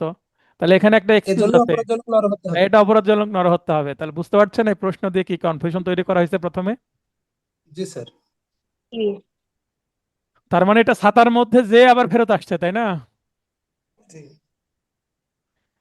এক ব্যক্তি তার স্ত্রীকে আঘাত করার উদ্দেশ্যে আঘাত করতে গিয়ে কি হলো, কোলের নবজাতক শিশুর গায়ে আঘাত লেগে এবং শিশুটি মারা যায়। এইটা কিন্তু 2022 সালে রিটেন প্রশ্ন আসছিল, বুঝতে পারছেন? তো এটা জি জুডিশিয়ারি, সরি, এটা 2023 সালে রিটেন প্রশ্ন আসছিল, মানে জুডিশিয়ারি 23 এমসিকিউ, কিন্তু এটা বার কাউন্সিলের এটা কি আসছিল, রিটেন প্রশ্ন আসছিল। এই রিটেন আচ্ছা। প্রশ্ন দিয়ে কি বলেছে জানেন? এই যে ব্যক্তি হাজবেন্ডের পক্ষে আপনাকে আর্গুমেন্ট তৈরি করতে হবে তার ও যেন সাজা কম হয়। খুবই জটিল প্রশ্ন, কিন্তু প্রবলেমেটিক প্রশ্ন। এবং আপনাকে কি তৈরি করতে হবে? আর্গুমেন্ট তৈরি করতে হবে, অনেকটা ড্রাফটিং এবং প্রবলেমেটিক প্রশ্নের সংমিশ্রণে তৈরি করা। তো যারা শিক্ষানবিশ তারা কি এই আর্গুমেন্ট সম্পর্কে এই স্টেজে বুঝবে? খুব উচ্চ না। লেভেলে প্রশ্ন করেছে। আমি নিজে আমি নিজে এই সময়ে আর্গুমেন্ট করার জন্য একটা সিনিয়র নিই, কারণ আমি রিস্ক নিতে চাই না। আমি বুঝি, তারপরও নিতে হবে, আমার ফেস ভ্যালু ওইভাবে এখনো কোর্টে স্টাবলিশ হয়নি, আমি তো খুবই জুনিয়র একজন মানুষ। তাহলে আমি সব বুঝলেও সেটা হিয়ারিং করানোর জন্য আমাকে কি করতে হবে? ভালো লোককে নিতে হবে, তাই না? জি জি স্যার। যে লোককে দিয়ে বললে কাজ হবে, যেই সিনিয়রকে দিয়ে বললে, সেই সিনিয়রকে আমাকে ব্যবহার করতে হবে। তার মানে যে দেবতা যে ফুলে সন্তুষ্ট হবে, সেই দেবতা সেই ফুল দিয়ে পূজা করতে হবে, তাই না? জি স্যার। এটা উদাহরণস্বরূপ বললাম, এটা ধর্মীয় যদিও বিষয়, তারপরেও এখানে ধর্মীয় ইগো যেন না আসে আপনাদের। না, মানে এটা বহুল ব্যবহৃত একটা উদাহরণ স্যার। যা যাতে প্রমাণ। সন্তুষ্ট হয় সেটাই তাকে দিতে হবে। আপনার জীবন সঙ্গিনী আইসক্রিম খেতে পছন্দ করে, তো চেষ্টা করবেন মাঝে মধ্যে খাওয়াতে, তাই না? বেশি খাওয়ালে আবার কি হবে? সর্দি লেগে যাবে। তো ব্যাপারটা এরকম। তো দেখেন, আর্গুমেন্ট তৈরি বিষয়টা এখানে দিয়ে দিয়েছে যে এই যে হাজবেন্ড, তার সাজা কম বা তাকে খালাস করার জন্য আপনি তার পক্ষে যুক্তি দেখান। খুবই কঠিন না? তো এখানে দেখেন, ধারা 300 পুরোটি ভালোভাবে বুঝে বুঝে পড়লেই কেবল এই প্রশ্নের উত্তর করা সম্ভব, তাছাড়া পারবেন না। কি বলেছে? পেনাল কোডের 300 ধারায় কোন ব্যতিক্রমটি প্রযোজ্য হবে এই ক্ষেত্রে? আমরা 5টা ব্যতিক্রম, 5টা ছাতা সম্পর্কে জানলাম। এখন কোন জি ছাতার মধ্যে কততমর মধ্যে পড়েছে সেটা এখানে জানতে চেয়েছে। তাহলে আপনার পুরোটা পড়তে হবে না? কনফিউশন আছেন জি এখানে? জি জি তো আছে। এখানে উত্তর কত হয়েছে? খ 2, মানে 1 নম্বর ব্যতিক্রম। 1 নম্বর ব্যতিক্রমের মধ্যে কেন পড়লো সেটা ব্যাখ্যা দেন দেখি।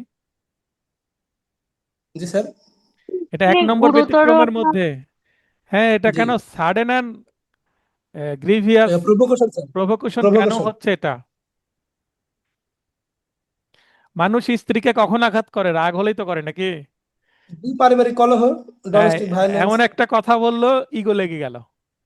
জি তখন আঘাত করতে গেছে, তার একটা নবজাতক শিশু ছিল, হয়তোবা মানে 2-4 দিনের বাচ্চা, বা 1 মাস সর্বোচ্চ হবে। মায়ের নবজাতক কোলেই বলতে, ছিল। নবজাতক বলতে 1-2 দিনের বাচ্চাকে বোঝায়। তো কোলে আছে মায়ের, এই সময় স্বামী তার স্ত্রীকে আঘাত করতে গিয়ে তার বাচ্চাকে লেগে গেছে। তা বাচ্চাকে একটা 2-3 মানে যে বয়স যে বাচ্চার, তো একটা আঘাত লাগলে বাচ্চা মারা যাবে না? জি জি স্যার। খুবই জি নাজুক। তো খুবই মানে হৃদয় বিদারক ঘটনা, যদিও উদাহরণ এটা। তারপরেও এটা ভাবতেই কিন্তু আমাদের কি লাগছে? অস্বস্তি লাগছে, তাই কষ্ট না? লাগছে। কষ্ট লাগছে, অস্বস্তি লাগছে আমাদের। তো এই প্রশ্নে কেন সাডেন প্রভোকেশনের সে ইয়া নিবে?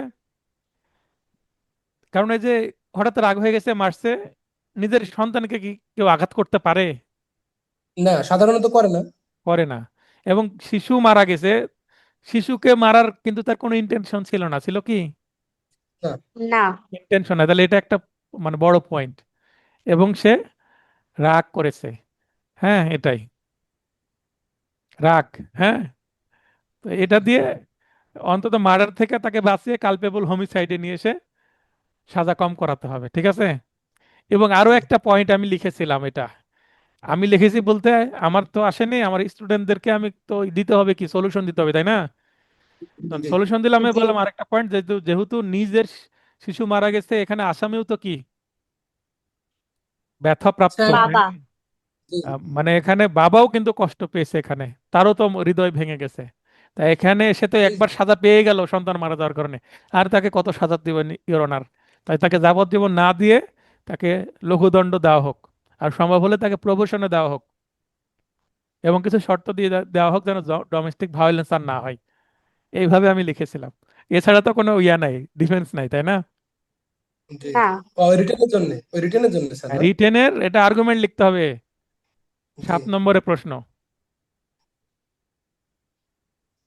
মানে আসামিকে বাঁচাতে হবে এই ঘটনাতে। তো শুনলেই তো মনে হবে আসামি কেন বাঁচবে, আসামির এখানে ফাঁসি হয়ে যাওয়া উচিত, তাই না। কিন্তু জি এখানে তা তো ফাঁসি ঠিক। দেওয়ার সুযোগ নেই। ব্যতিক্রম একের মধ্যে পড়লে সুযোগ আছে কি, কালপেবল না। হোমিসাইড মানে সর্বোচ্চ যাবজ্জীবন। যাবজ্জীবন কারাদণ্ডে দণ্ডিত ব্যক্তি কর্তৃক সংঘটিত খুনের সর্বনিম্ন শাস্তি কি? মৃত্যুদণ্ড। আচ্ছা, সর্বনিম্ন শব্দটা ব্যবহার করা হয়েছে, এটা জুডিশিয়ারির কত সালের প্রশ্ন? 14। জুডিশিয়ারির 14 সালের প্রশ্ন, ঠিক আছে। জুডিশিয়ারির প্রশ্ন মানে এরকম প্যাচ, তাদের মাথাতে এরকম প্যাচ লাগানো আছে। তো সর্বনিম্ন শব্দটা থেকে আপনাকে তখন বলবে যে না, মৃত্যুদণ্ডের একটু বেশি হয়ে যাচ্ছে, ঠিকঠাক। একটু কম দেওয়া হোক। তাহলে এখানে যাবজ্জীবন দিই বা 20 বছর দিই, কম হচ্ছে এটা। এই সর্বনিম্ন শব্দটাই আপনাকে কি করবে, ফাঁদে ফেলাবে, তাই না। জি জি সর্বনিম্ন। স্যার, প্রথম প্রথম ফাঁদে ফেলতো। তো এখানে সর্বনিম্ন আর সর্বোচ্চ একই, তাই না, যেটা আমরা পড়েছি 303-এ। তাহলে এখানে মৃত্যুদণ্ড কয় হবে, এটা শিখেছেন বলে আপনি কনফিডেন্টলি বলতে পারছেন শতভাগ নিশ্চিত, তাই না। জি স্যার। জি আর স্যার। শতভাগ নিশ্চিত ছাড়া উত্তর করবেন না। আমার ক্লাস টেস্টে শতভাগ নিশ্চিত হয়ে উত্তর করবেন, যদি 100টা প্রশ্নের মধ্যে 10টা পারেন, 10টা পূরণ করবেন, বাকি 90টা ফাঁকা রেখে আসবেন, আমি খুশি হব। মানে আমার ক্লাস টেস্টে। তাহলে কি করবো, ওই 90টা কেন পারলেন না আমি তাকে নিয়ে আমি তাকে সময় দিব আলাদা। কি করব, তাকে আলাদা সময় দেব, তখন আমি কেন এই 90টা উত্তর করতে পারলেন না ব্যাখ্যা নিব। এবং ব্যাখ্যা যদি সন্তোষজনক হয় আমি তাকে আলাদা সময় দিয়ে আমি আমার মূল্যবান সময় দিয়ে তাকে পাশ করানোর চেষ্টা করব। এবং যে ভাই বা বোন বা আঙ্কেল কি করবেন, মনে করেন আপনি পারবেন 20টা কিন্তু আপনি পূরণ করলেন 90টা, আপনার ভুল হলো 30টা, ঠিক আছে। ভুল হলো জি 30টা, সবকিছু মিলে হয়তো বা আপনি 50-এর উপরেই পেয়েছেন, আমার কাছে 60 পেলেন কথার কথা, কিন্তু ভুল হলো 30টা। আমি সন্তুষ্ট না, কারণ আপনি যদি লাইগা যান লটারি কেটেছেন, হ্যাঁ। বা ওই যে কি বলে, এটা প্রাইমারি স্কুলে করতাম, খুব কঠিন প্রশ্ন হলে 4টা অপশনের উপরে কলম খেলতাম। কলম খেলা বোঝেন? জি জি জি স্যার। বলেন তো কলম খেলার একটা। স্যার কলম ওই যে স্যার ফেলে এই যে অনেকে এই যে ঘোরায় কলমের এই যে মাথা বন্ধ ওপরে, করে। হ্যাঁ, জি জি ওই জি ওপরে এভাবে রাখতাম, রেখে ছেড়ে দিতাম। জি কোন ছেড়ে দিকে দিতাম, পড়ে। যদি ওপরে ওপরের দিকে বাম দিকে যাই তাহলে ক, জি উপরের দিকে ডান আবার দিকে কেউ গেলে কেউ খ। আঙুল কামড়াতো স্যার। হ্যাঁ, অনেকে আঙুল কামড়াতো ছোটবেলায় আর আঙ্গুল। নিচের দিকে বাম দিকে গেলে গ, নিচের দিকে ডান দিকে গেলে ঘ। এগুলো কলম চালানো মানে লটারি, ভাগ্য পরীক্ষা। চার চার চার চোখ বলেন। বন্ধ করে, হ্যাঁ হ্যাঁ, চোখ বন্ধ চার করে, চোখ তাই না। বন্ধ করে কলম পাল্টানো। বুঝতে পারছেন, এটা লটারি জি করা, অনেকটা জুয়া খেলার ইয়ার মতন, তাই না। কিছু ইয়ে আছে না, ক্যাসিনোর নাম্বার মিললে জি হয়ে গেল, তো ওরকম জুয়া খেলা। তো এই জুয়া খেলবেন না পরীক্ষার হলে, যেটা পারবেন সেটা করবেন, আমার কাছে অন্তত। আর পরীক্ষার হলে যে যদি দেখেন যে আমি 30টা বেশি কনফিডেন্টলি পাচ্ছি না, তখন কি করব, তখনও আমি বুদ্ধি শিখাই দেবো কি করবেন, সেটা শেষের ক্লাসের দিকে, হ্যাঁ। ওই যে ও ফাইনাল টিপস আচ্ছা। ক্লাস আছে না, ফাইনাল টিপস, জি ফাইনাল টিপস তো তখন দিব যখন আপনার গভীর বিপদ, তখন ঠিক আছে। ক্লিয়ার হলো জি বিষয়টা? স্যার। তো আপনি ক্লাস টেস্টে 10টার উপরে যেন কি না হয়, নেগেটিভ মার্কিং না হয়। মানে যেইটা আপনার মনে হচ্ছে সম্ভবত এটা হবে, একটু আপনার কনফিডেন্ট আসছে সামান্য হলেও, সেটা উত্তর করবেন। আর যেটাতে কোনো কনফিডেন্স আসছে না, কনফিডেন্স জিরো, মানে আপনার আনকমন প্রশ্ন, কঠিন প্রশ্ন, সেটা টাচই করবেন না। জি তাহলে আপনার প্রস্তুতির লেভেল সম্পর্কে আপনিও বুঝতে পারবেন, আমিও বুঝতে পারবো। আমার কাছে কম নম্বর পান, আমি আপনাকে হেল্প করব। এবং আমার কাছে আপনি প্রতিবার কি করছেন, 80 নম্বর পাচ্ছেন, 80-র উপরে পাচ্ছেন। আবার কেউ কেউ মনে করেন আমার নোটটা সুন্দর করে খুলে নোট দেখে দেখে উত্তর করছেন, নকল করা যাকে বলে। খুব ফার্স্ট সেকেন্ড থার্ডের মধ্যে আসছেন, খুব ভালো লাগছে। এটাও করা যাবে না। এটা করলে কি হবে, ওই নিজের যে পায়ে নিজে, যে নিজের পায়ে নিজে কুড়ুল অর্থ, মারা। নিজের অর্থ। ঠিক আছে? হিতে বিপরীত হবে। হ্যাঁ, জি। তো এই কাজ করা যাবে না ভাই। মানে আপনার অবস্থানটা আপনি নিজে বুঝেন, আমাকেও বোঝান, তাহলে আমি আপনাকে হেল্প করতে পারবো। এখন আমি আপনাকে জিজ্ঞাসা করলাম যে আপনার কি কাশি হয়, ডাক্তারের কাছে গেছেন, ডাক্তার জিজ্ঞাসা করলো আপনার কি কাশি হয়, তা আপনি বললেন যে না আমার কাশি হয় না। বা হয়তো বা কোনো গোপন রোগ, হ্যাঁ, কোনো যৌন রোগ সম্পর্কে কোনো কথা বলতে গিয়ে আপনি গোপন করলেন, এটা বলা যায় কিনা লজ্জাজনক বিষয়। তা আপনি গোপন করলেন, আপনার ট্রিটমেন্ট হলো না, কারণ প্রপার ওষুধ দিতে পারলো না। তো আমার কাছে যখন আপনার দুর্বলতাগুলো ব্যক্ত করবেন না, তখন আপনাকে আমি হেল্প করতে পারবো না। That is the point. Okay? G. Right. Penal code অনুযায়ী কোন ধারার অপরাধের জন্য মৃত্যুদণ্ড দেওয়া যায় না? তাহলে এটার উত্তর করতে হলে আপনাকে মোটামুটি সব পেনাল কোড সম্পর্কে ধারণা থাকতে হবে, এবং র্যান্ডমলি এই যে সেকশনগুলো তুলে দিয়েছে, তাহলে পুরো পেনাল কোড এবং যদি আপনার এটা আয়ত্তে খুবই না থাকে, ভয়াবহ প্রশ্ন স্যার। এগুলো এবং ভয়প্রদ এটা খুবই প্রশ্ন না। ভয়াবহ প্রশ্ন। এটি জি জি। একটি তথ্য ও ধারাভিত্তিক প্রশ্ন। তথ্যভিত্তিক প্লাস ধারাভিত্তিক। তথ্য কোথায় আছে প্রশ্নে, ধারা কোথায় আছে অপশনে। এই জি। প্রশ্নের সঠিক উত্তর করার জন্য পুরো দণ্ডবিধি আয়ত্তে থাকা আবশ্যক, তাছাড়া এটা টাচ করা বিপদ। মানে আপনার জানা প্রশ্ন ভুল হয়ে যাওয়ার এখানে রিস্ক থাকে। পরীক্ষার হলে আপনি মানসিক চাপে আছেন। আজকের ঘটনা আমি বলি, আমার সাথে কি ঘটনা ঘটছে। তো কুরিয়ারের বিল কত আসছে গতকালকে কাউন্ট করতে পারিনি কারণ আমি তাড়াতাড়ি চলে আসলাম। আজকে যে আমি কুরিয়ারের বিল দিয়ে আসলাম, তো কুরিয়ারে বিল দেবো বলে আমার মানি ব্যাগে যথেষ্ট আমি ক্যাশ নিয়েছি। হ্যাঁ, অনেকগুলো অর্ডার, তাহলে বেশ কয়েক হাজার টাকা আমি মানি ব্যাগে নিয়ে গেছি। এখন ওকে। আমার আমার পাশের টেবিলে, বাম পাশে যে টেবিলে এক ভদ্রলোক বসে, আমাদের এলাকারই। তো উনি একটা বই লিখেছে ছোট, তো 250 করে বিক্রয় করছে মার্কেটে। তো ওনার বই আমাকে, যেহেতু পাশের এক ব্যক্তি লিখেছে, বই আমার কাজে লাগুক আর না লাগুক, নিলে একটা মোটিভেশন, তাই না? মানে কি জাতীয় বই স্যার? জি এটা আইনের উপরে লিখছে, লিগ্যাল ও আচ্ছা প্র্যাকটিস। আচ্ছা আচ্ছা হ্যাঁ, লিগ্যাল প্র্যাকটিস, আচ্ছা। নতুন যারা আইনজীবী হবে তাদের এই প্র্যাকটিক্যাল খুঁটিনাটি বিষয়, এবং কিছু ড্রাফটিং আছে, হেল্প হবে জুনিয়রদের। আচ্ছা, তো বইটা যেহেতু উনি লিখছেন, আমরা না নিলে হয়, টেবিল ওনাকে তো উৎসাহিত দিতে হবে, আমি পড়ি আর না পড়ি। জি। তো নিলাম। তো সেই দিন নেওয়ার পরে আমি কোর্ট থেকে দ্রুত চলে আসছি, গত সপ্তাহে নিয়েছি। আমি তো এই নোটটা রেডি করতে ব্যস্ত। এখন আমি নোট নিয়েছি, নেওয়ার পরে সেই সময় ওর কাছে খুচরা টাকা ছিল না, ওনাকে 1000 টাকা নোট দিলাম, ওনার কাছে নাই। তো পরে দিয়েন, তো ঠিক আছে, পাশাপাশি টেবিল। এখন আমি মাঝখানে আর দেওয়া হয়নি।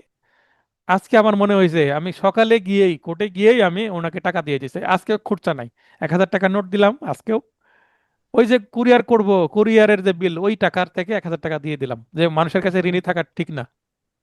আমি দোকান থেকে যদি সকালে কোনো কিছু নেই, 10 টাকা 20 টাকাও যদি ডিউ থেকে যায়, অনেক সময় তো খুচরা থাকে না, বা পরে দিয়েন ভাই, তখন আমি কি করি, বিকেলে সেটা পরিশোধ করি। কারণ আল্লাহ রাত্রে যদি মেরে ফেলে, তাহলে তো আমি ঋণী থাকবো, তাই না? এটা করা উচিত, মানুষের কাছে ঋণী থাকতে হয় না, কারণ হায়াত মৌত তো সেকেন্ডের উপরে হয়ে যেতে পারে। জি তো স্যার। আমি ওনাকে টাকাটা দিলাম, উনি আমাকে 800 টাকা ফেরত দিল। এখন আমার মানি ব্যাগে 500 টাকার একটা নোট আসলো, আর একটা মক্কেল একটা মামলায় আমাকে 700 টাকা ফি দিলেন। একটা 500 টাকা, দুইটা 100 টাকার নোট। তাহলে আমার কাছে 500 টাকার নোট হলো কয়টা, দুইটা, তাই না? এখন আমি বাসা আসার সময় জি টাকাগুলো গোছাতে গিয়ে আমার কাছে 1000 টাকার নোট বেশ কয়েকটা, 500 টাকা নোট দুইটা। এখন আমার মনে হচ্ছে আমি তো বাসা থেকে আসার সময় আমার কাছে কোনো 500 টাকা নোট ছিল না, দুইটা নোট কিভাবে আসলো? সকালেই যে জি। আমি ওই যে বইয়ের পেমেন্ট দিয়েছি, ওইটা আমার নলেজে নাই। আমি 1 ঘন্টা ভাবার পরও মাথায় আসছে না। আমি আশ্চর্য হয়ে যাচ্ছি, আমি কোনো কিছু কিনেছি, আচ্ছা যেটার ফি দিয়ে মানে যেটার বিল দিলাম 1,000 টাকার নোটে, যেটা আমাকে 500 টাকা ফেরত দিয়েছে, আমি তো রাস্তায় কোনো কিছু কিনেও নি আজকে। আজকে কোনো কিছুই আমার কেনা লাগেনি, কোনো ডেমি কিনেনি, কোনো কোর্ট ফি কিনেনি, কোনো পেশকারকেও টাকা দিইনি। আর পেশকারকে তো খুচরাই দিতে হয়, 1,000 টাকার নোট দিতে হয় না। এটা মাথায় আমার কাজ করছে না কেন। ওই যে কয়েকদিন কাজ করেছে, ঘুম ঠিকভাবে হয়নি, গত রাত্রে তো অনেক 2টা পর্যন্ত জেগেছিলাম, তাই না? মানে ঘুম বেশি না হলে কি হয়, মেন্টাল স্ট্রেস বেশি হয়ে যায়। স্ট্রেস হলে জানা জিনিস ভুলে যাবেন। তো এই জিনিস আমি বাসায় আসার পরে আমার এসি রুমে বসে থেকে আমি একটু রেস্ট মনে নিলাম। পড়েছে। তারপর 1 ঘন্টা পরে আমার মাথায় আসছে যে এটা সিলি ম্যাটার্স, আমি ভুলে গেছি। এটা কেন উদাহরণ দিলাম? ভাই, পরীক্ষার হল এমন চাপের জিনিস, জানা জিনিস ভুলে যাবেন। জি স্যার, আপনার এই ক্লাসেও এরকম হয় ঠিক আছে, আবার। জানা জিনিস ভুলে যাবেন, তাই আপনাকে খুব ফ্রেশ থাকতে হবে।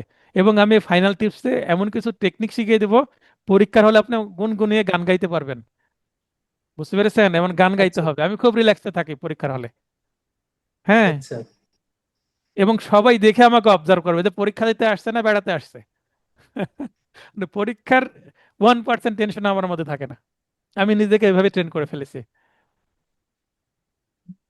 আচ্ছা, তাহলে এখানে দেখেন, এটা কি বলছি যে এই সবগুলোর উত্তর আপনাকে জানতে হবে এবং মৃত্যুদণ্ড দেওয়া যায় না। এখন 396 খুন সহ ডাকাতি, এটা মৃত্যুদণ্ড জি আপনি জানেন। 302 তো মৃত্যুদণ্ড অবশ্যই দিবে। 303 এটা তো মানে অবধারিত মৃত্যুদণ্ড। একমাত্র, তাই না? জি জি। এখন বাকি বাকি থাকলো হচ্ছে 304। তার মানে আমি কি স্টাইলে যাচ্ছি, ডিলিটিং বা ইলিমিনেটিং প্রসেসে যাচ্ছি। ডিলিটিং বা ইলিমিনেটিং প্রসেসের অর্থ কি, বাকি 3টা অপশনকে আমি বাদ দিব আগে, তারপরে যে অপশনটা বেঁচে থাকবে সেটা আমার কি উত্তর। বুঝলাম? জি জি বুঝলাম জি আমি। এটা অনেকটা জি স্যার। খড়ের গাদার মধ্যে থেকে সুই খুঁজে পাওয়ার মতো, তাই না? জি, কঠিন জি আছে, অনেক আচ্ছা, কঠিন। খড়ের গাদা থেকে সুই খুঁজতে যদি আমি যাই, 2টা পদ্ধতি আছে। একটা, আমাকে খড়গুলো খড়গুলো কি করতে হবে, সরিয়ে রাখতে হবে। খড়গুলো যদি সরিয়ে রাখি, নিচে কি থাকবে, সুই পড়ে থাকবে, তাই না? জি এখন খড়ের গাদার মধ্যে যদি একটা ইট পড়ে থাকে, এই ইটকে খোঁজার সহজ উপায় কি? ইটকে খোঁজার সহজ উপায়, খড়ের গাদায় আগুন লাগিয়ে দিতে হবে। তাহলে ছাই জি হয়ে গেলে এমনি ইট দেখা যাবে, যাবে না? জি জি ভালো স্যার, একটা বুদ্ধি শেখালাম না? তার জি মানে স্যার। খড়গুলোকে আমাকে আউট করতে হবে, মানে ডিলিট করতে হবে। তাহলে বাকি 3টা অপশন যেগুলো ভুল, সেগুলোকে আগে বাদ দিতে হবে। তারপর যেটা থাকবে সেটাই আমার উত্তর। মানে আমাকে সঠিক উত্তর খোঁজার থেকে ভুল উত্তরগুলো আগে খুঁজতে হবে। এ হচ্ছে প্রসেস এই ধরনের উত্তরের। ক্লিয়ার? জি তারপরেও এখানে আরেকটা মারাত্মক জিনিস আছে, কি শেষে না, তাই না? জি এখন এই না কেউ না দেখলে তো প্রথমে উত্তর করে চলে আসবে, আসবে না? জি 302 মৃত্যুদণ্ড হবে, সিনেমাতে ছোটবেলা থেকে শুনে আসছে যে আসামিকে বাংলাদেশ দণ্ডবিধি 302 ধারায় মৃত্যুদণ্ড দেওয়া হলো। এই কথা তো মানে প্রতিটা সিনেমাতেই থাকে শেষের দিকে। জি। এবার নায়িকা কে কাজল কান্নাকাটি করে উঠলো, জি আমরা দেখেছি শুরুতে। তো এটা কমন সিনারিও আমাদের বাংলাদেশ সিনেমায়। আচ্ছা, এবার মোস্ট কনফিউশন প্রশ্ন, ঠিক আছে? আত্মহত্যায় সহায়তাকারী ব্যক্তি দণ্ডপ্রাপ্ত হবে যদি আত্মহত্যাকারীর বয়স হয়, কার বয়স চেয়েছে? আত্মহত্যাকারী। আত্মহত্যাকারীর বয়স চেয়েছে ভাই। যে আসামি তার বয়স চাইছে কি? না না, এখন না যে যে আসামি, সে যদি শিশুকে হত্যা করে, তার সাজা হবে না? অবশ্যই হবে। এখানে কি সাজা হবে সেটা বলেছে কি? বলেছে দণ্ডপ্রাপ্ত হবে। তার মানে তাকে শাস্তি দেওয়ার জন্য শর্তটা কি? এখন আত্মহত্যার প্ররোচনা দিয়েছে এই যে প্ররোচনাকারী আসামি এখানে, তাই না? হ্যাঁ, এখন সে যদি একটা শিশুকে প্ররোচনা দেয়, তাও তার সাজা হবে। একটা প্রাপ্তবয়স্ক প্ররোচনা দেয়, তাও তার সাজা হবে। একটা ছেলেকে দিলেও সাজা হবে, মেয়েকে দিলেও সাজা হবে। একটা পাগলকে দিলেও সাজা হবে, বৃদ্ধকে প্রস্তকে দিলেও দিলেও হবে। সাজা হবে। তার মানে every time he or she will be convicted, তাই নয় কি? জি জি, মানুষ হলে সে শাস্তি পাবে। তাহলে এখানে উত্তর কি হবে? কোনোটি নয়। কেন জি। কোনোটি নয়? এখানে বলছে 18 বছরে কম। তাহলে 18 কারণ বছরে কম যদি আমি বলি, তাহলে 18 বছরের বেশি কি হলে শাস্তি হবে না? জি তাহলে এখানে ক অপশন, যেটা বলছিলাম যে আত্মহত্যায় সহায়তাকারী মানে অ্যাবেটর, এখানে 2জন পার্সন আছে, একজন হচ্ছে অ্যাবেটর, আর যে ব্যক্তি আত্মহত্যা করেছে, ভিক্টিম। জি ব্যক্তি দণ্ডপ্রাপ্ত হবে। কার দণ্ড কথা বলছে? যে অপরাধী অ্যাবেটর, তার। যদি আত্মহত্যাকারীর বয়স, এখানে কার বয়স জানতে চাওয়া হচ্ছে? আত্মহত্যাকারী মানে ভিকটিমের, তাই না? আসামির বয়স না। বুঝতে পেরেছেন? একটা জি জি ঘটনায় একটা ঘটনায় আসামির বয়স যদি 9 বছরের কম হয় তাহলে কি হবে? আসামির কোনো সাজা হবে? না। না। এখন আসামির বয়স যদি 18 বছরের কম হয় তাহলে সেটাকে প্রপার আসামি হিসেবে গণ্য না করে জুভেনাইল। অপরাধে জড়িয়ে পড়া শিশু, যেমন আপনারা শিশু আইনে শিশু যখন আসামি দেখবেন তখন কিন্তু আসামি শব্দটা ব্যবহারই হয় না তার জন্য, অপরাধে জি জড়িয়ে পড়া শিশু এরকম শব্দ ব্যবহার করা হয়, যদি আপনারা বাস্তবে দেখে থাকেন। বুঝতে পেরেছেন? জি শি- স্যার। শিশু মামলায় শিশু আসামিকে আসামি বলাই যাবে না, অপরাধে জড়িয়ে পড়া শিশু এটা হবে তার পরিচয়। অভিযুক্ত শব্দটা ব্যবহার করা হয় না, মানে অ্যাকিউজড না, he or she is not accused. বুঝতে পেরেছেন? জি স্যার। তাহলে এখানে আসামির বয়স নিয়ে কোনো গবেষণা করার কিছু নাই তো। সে তার বয়স কত, এখানে কার বয়স যে আত্মহত্যা করেছে মানে ভিকটিমের। এখন ক অপশন দ্বারা কি তথ্য দেওয়া হচ্ছে? ক অপশন ধরে নেন this is an this is a statement, হ্যাঁ, দিস ইজ অ্যান এভিডেন্স হুম, ধরে নেন। কি তদন্তে পাওয়া গেল যে আহ, আত্মহত্যাকারী মানে ভিকটিমের বয়স 18 বছরের কম। ওকে, 18 বছরের কম যদি ধরা হয় তাহলে সে দণ্ডপ্রাপ্ত হবে। 18 বছরের কম ধরা হলে আসামি দণ্ডপ্রাপ্ত হবে, এটা বোঝাচ্ছে না ক অপশন দিয়ে? জি এটার যদি বিপরীত ধরি আমি, 18 বছর পূর্ণ হলে বা অ্যাডাল্ট হলে বা 18 বছরের বেশি হলে সে দণ্ডপ্রাপ্ত হবে না। ক অপশনের জি বিপরীত হলে স্যার। তো এটাই হবে, তাই না? জি আমার কথার সেন্স ধরতে পারছেন? কিন্তু জটিল কিন্তু যথেষ্ট।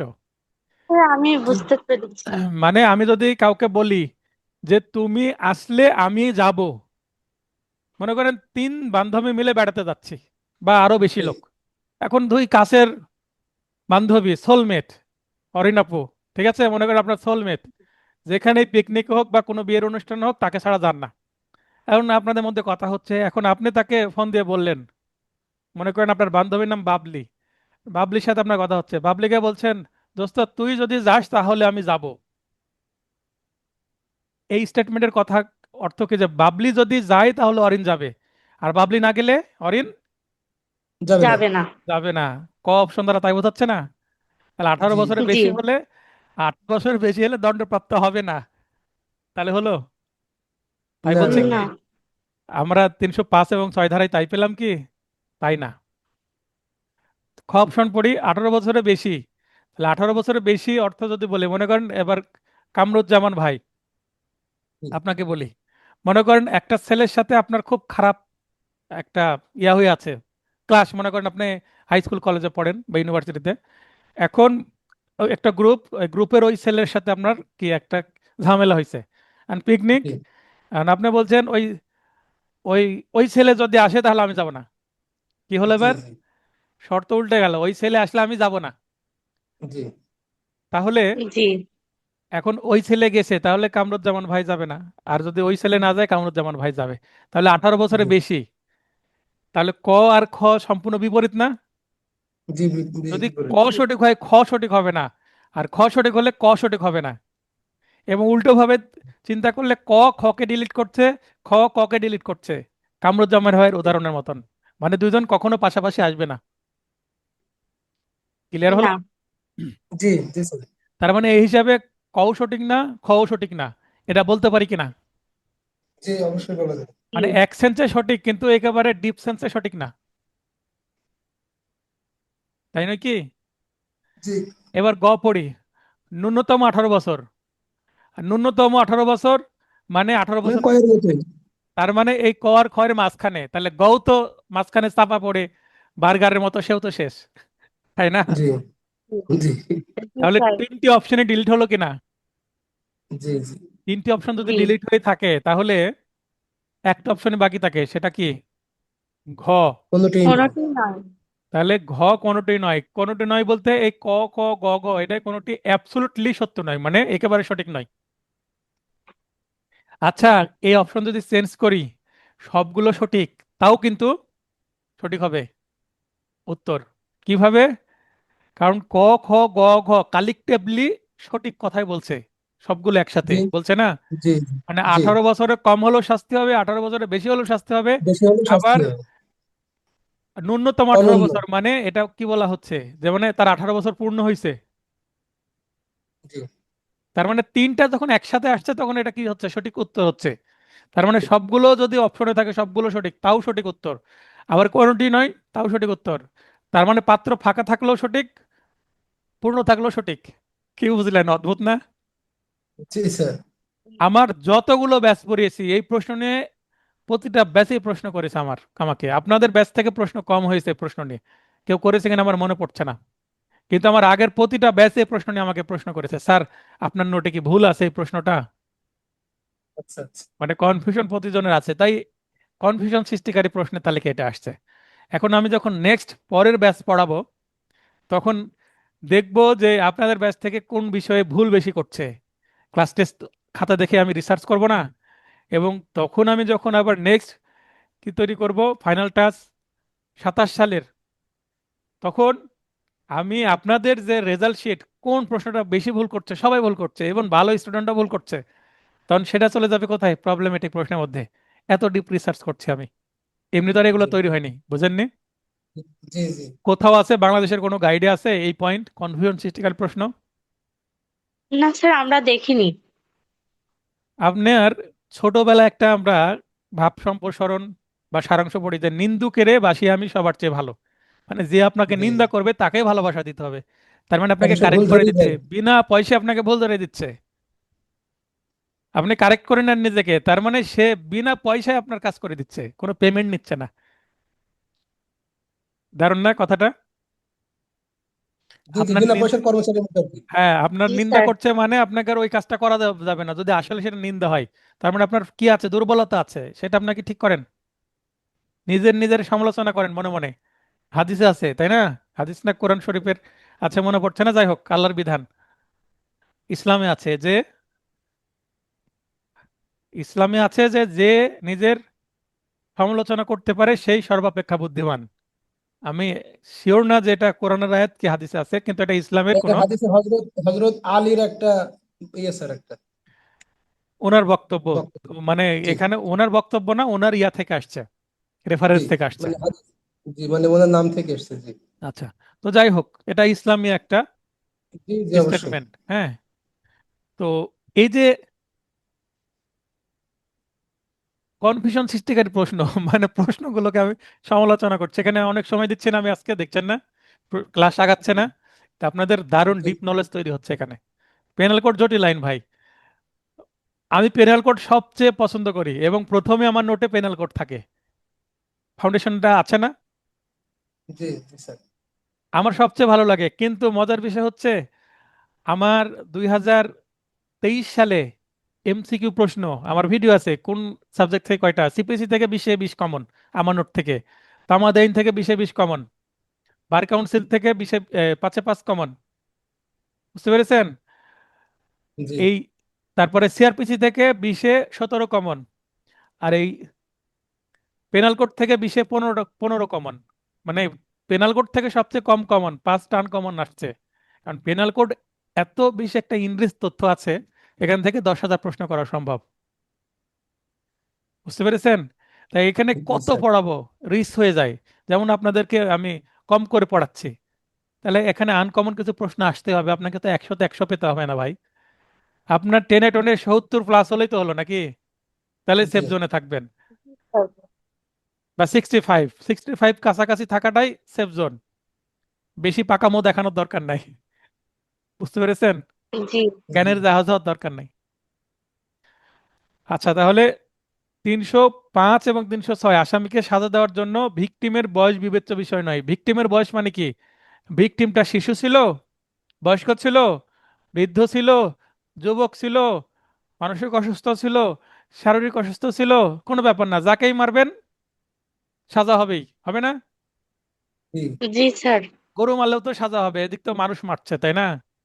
জি আচ্ছা, কেউ যদি গরু মারে অন্যায়ভাবে, মালিকের অনুমতি ছাড়া, কি অপরাধ হবে তার, বলেন? গরু মারলে কি অপরাধ? স্যার গরু গরু মারলে যেটা অনিষ্টের মধ্যে যাবে স্যার। সাবাস, মিসচিফ। গরু মারলে জি, মিসচিফ হবে। অনেস্ট। তো এটা জি যদি স্যার। এগুলো এই ধরনের প্রশ্ন ভাই ভাই করে, আমি যেটা আপনাকে ভাই ভাই হয়ে গেল আপনার, এবার ফ্লো মানে 4-5টা র্যাপিডলি প্রশ্ন করবে আপনাকে, র্যাপিড ফায়ার যেটাকে বলে। প্রশ্ন করে এমন একটা জিনিস ঢুকে দিবে যে শিশু মারলে কি হবে? খুন।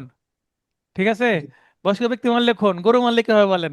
আর মুখ দিয়ে খুন অর্ধেক বের হয়ে যাবে, তাই না? জি স্যার। কিন্তু জি এটা তো খুন না, কারণ মানুষকে মারলে খুন হয় বা হত্যা হয়। তাছাড়া প্রাণী মারলে কিন্তু কি, গরু মারার অর্থ হচ্ছে এটা অফেন্স এগেনস্ট প্রপার্টি। গরু একটা প্রপার্টি, মানুষ কিন্তু প্রপার্টি না। না। যত আলোচনা করবেন তত আরো ডিপ নলেজ আসবে। আচ্ছা, যাবজ্জীবন কারাদণ্ডের দণ্ডিত আসামি কর্তৃক খুনের উদ্যোগে আঘাত করা হলে সর্বোচ্চ শাস্তি কি? কি বলা হয়েছে? যাবজ্জীবন কারাদণ্ডে দণ্ডিত মানে খুনের উদ্যোগ নিয়েছে কিন্তু খুন করতে পারেনি। এখানে কি দেওয়া আছে? মৃত্যুদণ্ড। এখন আপনার মনে হতে পারে খুন তো আর হয়নি, তাহলে অপরাধ তো আর বেশি করেনি, জি। খুনের উদ্যোগই তো নিয়েছে। খুনের উদ্যোগ নিলে আমরা কি জানি? আঘাতপ্রাপ্ত হলে 10 বছর, আঘাতপ্রাপ্ত না হলে 7 বছর, তাই না? জি এখন আঘাতপ্রাপ্ত যেহেতু হয়নি, তাহলে ওকে যাবজ্জীবন দেওয়া যেতে পারে। ঘ উত্তর দিবে না অনেকেই। এখন দিয়ে দেবো। যখন আঘাতপ্রাপ্ত হয়নি, মৃত্যুদণ্ড দেওয়াটা কি হবে না? ঠিক হবে না, অমানবিক হয়ে যাবে, তার জন্য অন্যায় হবে তার সাথে। এই সেন্সে কিন্তু হয়ে যাবে, কিন্তু 307 ধারায় বলছে মৃত্যুদণ্ড দেওয়া যেতে পারে, তাই না? জি আর প্রশ্নের মধ্যে কি আছে? সর্বোচ্চ শাস্তি। আর সর্বোচ্চ কিন্তু মৃত্যুদণ্ডই হয় যতগুলো জি। অপশন, তাই না?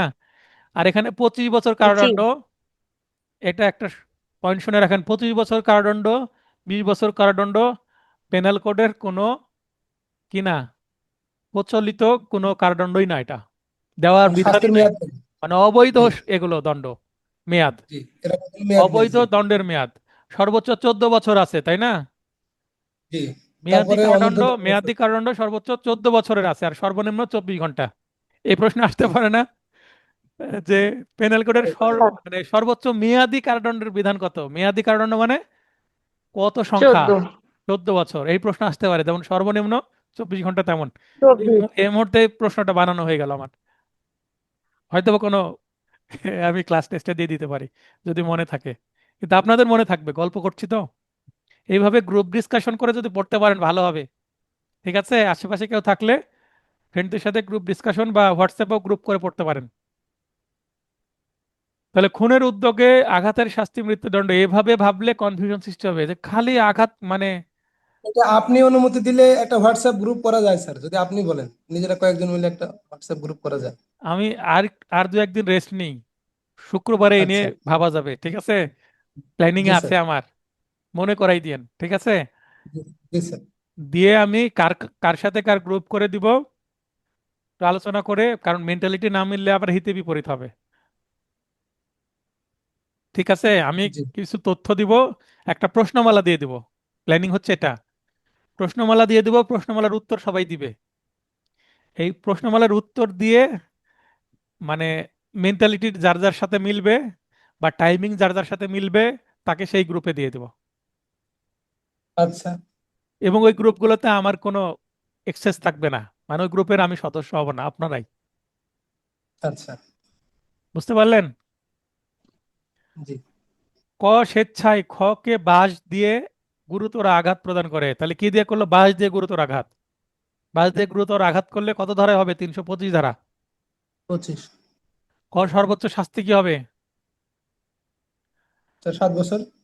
হ্যাঁ, এখানে 7 বছর হবে, কারণ এটা ব্লান্ট উইপন, ধারা ভোতা 325। আছে। জি আচ্ছা, 323 থেকে 326 ধারায় আঘাত ও অস্ত্রের ধরন বিষয়ে কনফিউশন সৃষ্টি হয়। পরামর্শ, ধারাগুলো মনে রাখার কৌশল দেখুন। কৌশল দেওয়া আছেন একটা ক্রস করে। জি স্যার, ব্লান্ট উইপন আর শার্প হ্যাঁ, উইপনের একটা দেওয়া আছে স্যার। দেওয়া আছে, ওটা বুঝবেন। আপনি ধরতেই পারবেন না কোন ধারার অপরাধ, শাস্তির বিধান জানা থাকলেও। মনে করেন আপনার প্রতিটা শাস্তির বিধান আমার জানা আছে, 323, 24, 25, 26, কিন্তু এটা কত ধারায় হবে আপনি টেরই পাবেন না।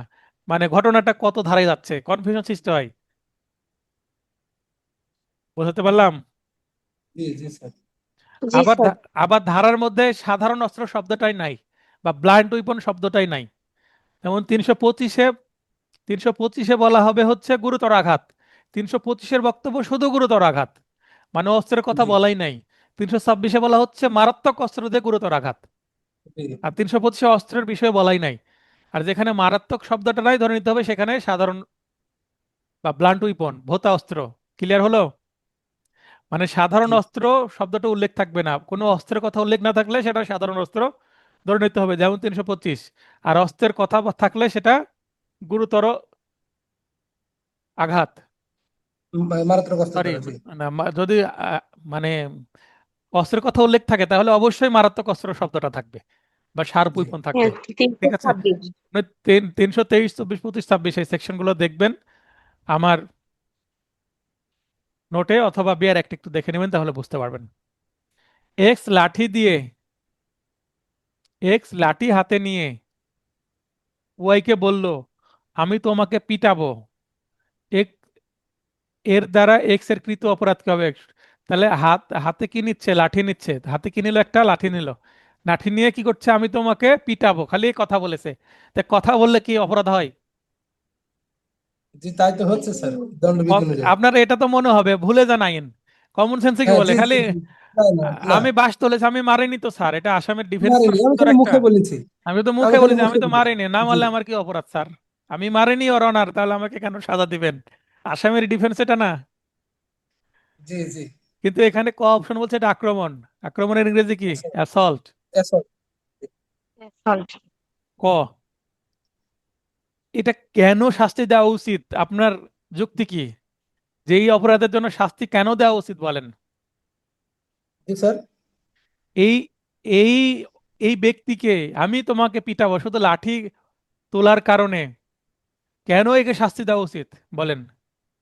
আমার স্যার, এটাই তো স্যার আপনার অপরাধের সূচনা, সে তো আঘাত করে দিতেই পারে, একটা বড় অঘটন ঘটতেই পারে। আবার যাকে সে আক্রমণ করার জন্য চেষ্টা করলো সে তো স্যার সামাজিকভাবে হেয় হলো, সে তো মানসিকভাবে বিপর্যস্ত হলো, অবশ্যই তার শাস্তি প্রয়োজন স্যার। আপনার কাছাকাছি যাচ্ছে, অ্যাকচুয়ালি পিন পয়েন্ট যদি ব্যাখ্যা দিই, একটা মেন্টাল ট্রমা তৈরি হবে, হবে না?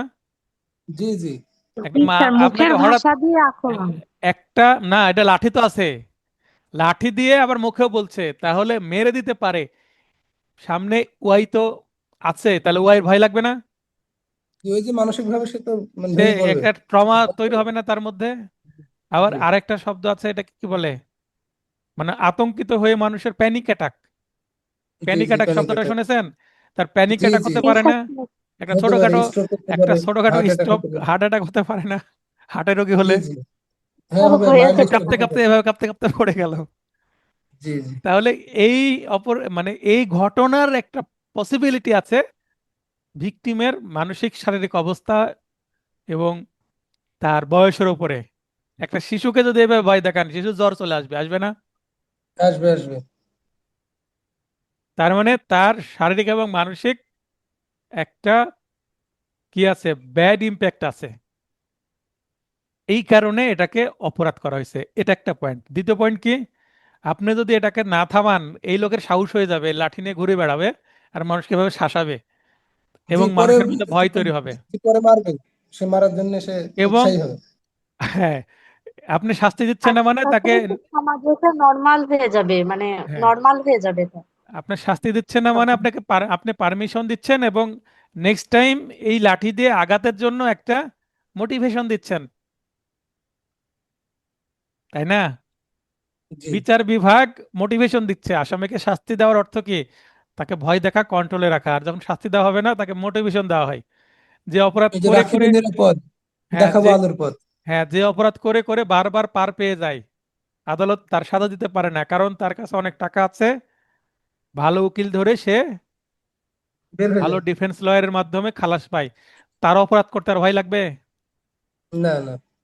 আইন না। আদালত তো আমার পকেটে, তার ভাষা হবে এরকম, তাই না? জি, আর হয়ও তাই, অনেক হ্যাঁ, ক্ষেত্রে হচ্ছে তাই। তাহলে অপশন খ সঠিক মনে হতে পারে। আঘাতের চেষ্টা, আঘাতের চেষ্টা তার মানে কোথায় হবে? 511 ধারা মনে হবে, তাই না? জি আচ্ছা, এই ঘটনাটা দিয়ে এই অপশনগুলো চেঞ্জ করে দিয়ে কি করলাম, কতে দিলাম 351, আরেকটাতে দিলাম 511। অনেকে 511 উত্তর করবে না, আঘাতের চেষ্টা। জি করবে। হ্যাঁ যার অন্তত অ্যাসল্ট কি জিনিস পড়েনি তার এই প্রবলেমটাই হবে। একজন আবার বললো মানহানি।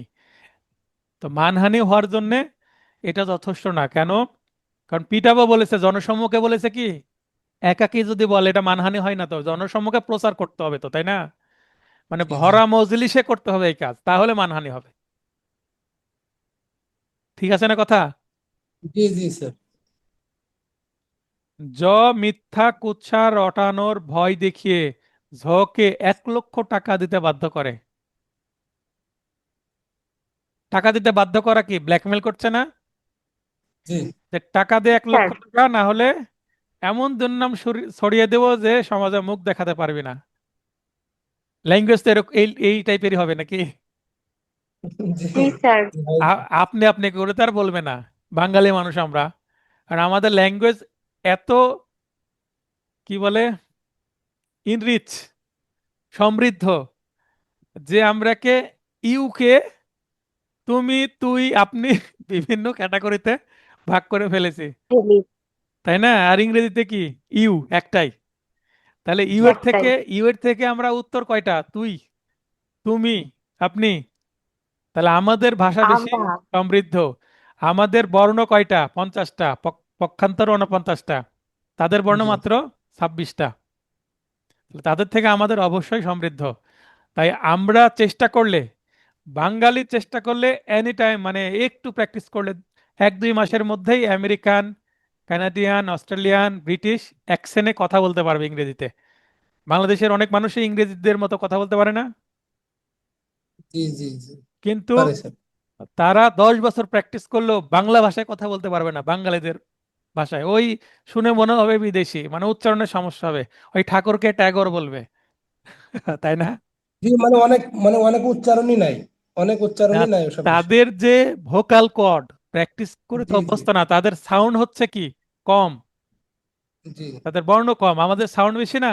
তাহলে আমাদের ল্যাঙ্গুয়েজ অনেক সমৃদ্ধ। জি বুঝতে পারলাম, এই কারণেই তো রবীন্দ্রনাথ ঠাকুর নোবেল পুরস্কার পাইছেন সাহিত্যে, জি তাই না? জি জি জ নিজের কোন অপরাধ করেছে? ভয় দেখাইছে, মানে ব্ল্যাকমেল মানে এক্সটর্শনের সাথে আসছে।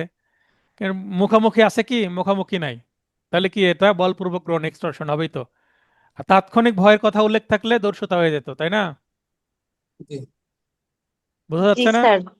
এখন এখানে দেখেন, ভয় শব্দ থাকায় অপশন ক সঠিক মনে হতে পারে। তো ভয় আছে, লাগা দর্শিতা উত্তর নাকি? জি। অনেকে এটা মনে হবে। উহাইয়ের কর্মচারী এক্স জনসাধারণের চলাচলের রাস্তায় একটি আংটি কুড়িয়ে পেয়ে নিয়ে যায়। কোথায় কুড়িয়ে পেল? রাস্তায়। জনসাধারণের চলাচল রাস্তা রাস্তা। রাস্তায়, সেটা কোন রাস্তা বলেনি, মানুষ চলাচল করে। যে রাস্তায় মানুষ চলাচল করে সেই রাস্তায় কি মানুষ একটা আংটি খুলে রেখে দিবে? নিশ্চয় রাখবে না। না। তাহলে না এই আংটিটা কি কারো দখলে আছে? না কারো দখলে নাই, না। এই আংটিটা কারো দখলে নাই। এই আংটিটা কি আউট অফ পজেশন, মানে বেওয়ারিশ হয়ে গেছে। জি তাহলে দৈব এই চক্রে আংটিটা কেউ পাওয়া। যদি জি তুলে নেয়, তাহলে এটা চুরি হবে না, এক্সটর্শন হবে না, দস্যুতা হবে না, ডাকাতি হবে না। কারণ কারো পজিশন থেকে নিচ্ছে না, তুলে নিচ্ছে। ঠিক আছে, এখন তুলে নেওয়াটা জি অপরাধ না। তুলে নেওয়ার পর যদি থানায় জমা দিয়ে দেয়, তুলে নেওয়ার পর ফেসবুকে যদি একটা স্ট্যাটাস দেওয়া যায় যে একটা আংটি পাওয়া গেছে, হ্যাঁ একটা আংটি পাওয়া গেছে, কিছু ইনফরমেশন দিলো এবং বাকি কিছু ইনফরমেশন হাইড রাখলো কেন? প্রকৃত মালিক যেন সেই তথ্যগুলো যাতে দিতে সঠিক পারে। লোককে পাওয়া যায়। না হলে যে কেউ বলবে এটা আমার ভাই, দিয়ে দেন। ঠিক আছে, ডিজাইনটা জি হয়তো বা বললো না, ছবিটা হয়তো বা দিল না, বা ছবির আংশিক দিল, মানে কিছুটা গোপন রাখতে হবে। না হলে কিন্তু ওই আংটির মালিক অনেক বেড়ে হয়ে যাবে। তো এই যে তার চেষ্টা, সততা ভেতরে আছে, কাকে দেওয়ার জন্য? মালিককে। That is the point. কারণ এখানে দেখবেন ডিসঅনেস্টলি শব্দটা ব্যবহার করা হয়েছে। আর আমরা ছোটবেলা পড়েছিলাম কি, honesty is the best policy. তো তার মধ্যে জি যদি অনেস্টি থাকে, অপরাধ করবে না, সে ফিরিয়ে দেওয়ার চেষ্টা করবে। ঠিক আছে, কথার কথা পেলো না, সে হয়তো বা হাতে ব্যবহার করছে কিন্তু বিক্রি করে দিয়ে কিছু করবে না, তাই না? কিন্তু আমাদের দেশে তো কি আছে, থানা আছে, থানায় জমা দিতে হবে। হয়তো বা দুই জি তিন দিন পরে জমা দিছে, ওর তার সুযোগ নাই, পরে জমা দেবে এক সময়, তার মনের মধ্যে এটা আছে। এক্সের অপরাধ কি হবে? এখানে তশরূপ শব্দটি অপ্রচলিত। এখানে কি বলা হচ্ছে, তশরূপ শব্দটি অপ্রচলিত, বিধায় কনফিউশন সৃষ্টি হয়েছে। অপরাধ হবে অপরাধমূলক তশরূপ। আচ্ছা, পেনাল কোড পড়তে গিয়ে তফসরূপ শব্দটা আমি খুব একটা পাইনি। এই যে 21-এ এই প্রশ্নটা আসছে, হ্যাঁ, জুডিশিয়ারি 2021-এ যে প্রশ্নটা আসার পরে আমি নিজেই অবাক। মানে আমি তো অবাক যে তশরূপ এটা আবার কি শব্দ। এখন তশরূপ শব্দটা শুনলে মনে হচ্ছে তছনছ করে দেওয়া, তার মানে মিষ্টিপ জি মনে হতে পারে, তাই না? জি মিষ্টিপ মনে হতে পারে না? জি জি জি, হতে পারে তো স্যার। হতে পারে। তাহলে এখানে আমি আত্মসাৎ খুঁজে পাচ্ছি না, তার মানে এটা টাচই করব না। আমি হলে এই প্রশ্নের উত্তর টাচই করব না, কারণ তশরূপ শব্দের আচ্ছা। অর্থ আমার জানা নাই। এখন জানা আছে আপনাদের, কারণ আমার নোটে তো আমি ইনক্লুড করেছি, করিনি? জি এই হচ্ছে শব্দের খেলা। 403 তশরূপ মানে আত্মসাৎ। এই চুরি, এটা তো চুরি না, কারো দখল থেকে নেয়নি, চাকর বা কেরানি কর্তৃক চুরি না, এটা তো আগেই বাদ। আর অসৎভাবে সম্পত্তি অপসরণ, অপসরণ বলে কোনো অপরাধ আছে পেনাল করে? না। না। নাই।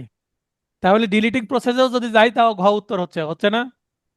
জি ক হবে না, খ হবে না, গ হবে না, তাহলে হবে তো গ, ঘ। তাহলে ডিলিট করতে করতে শেষ উত্তরে যেটা বেঁচে থাকবে সেটা আমার, মানে আগে আমি ভাগ করে দেব, তারপরে যেটা থাকবে সেটা আমার উত্তর, ঠিক আছে? ক, 500 টাকা খকে 7 দিনের জন্য রাখতে দেয়।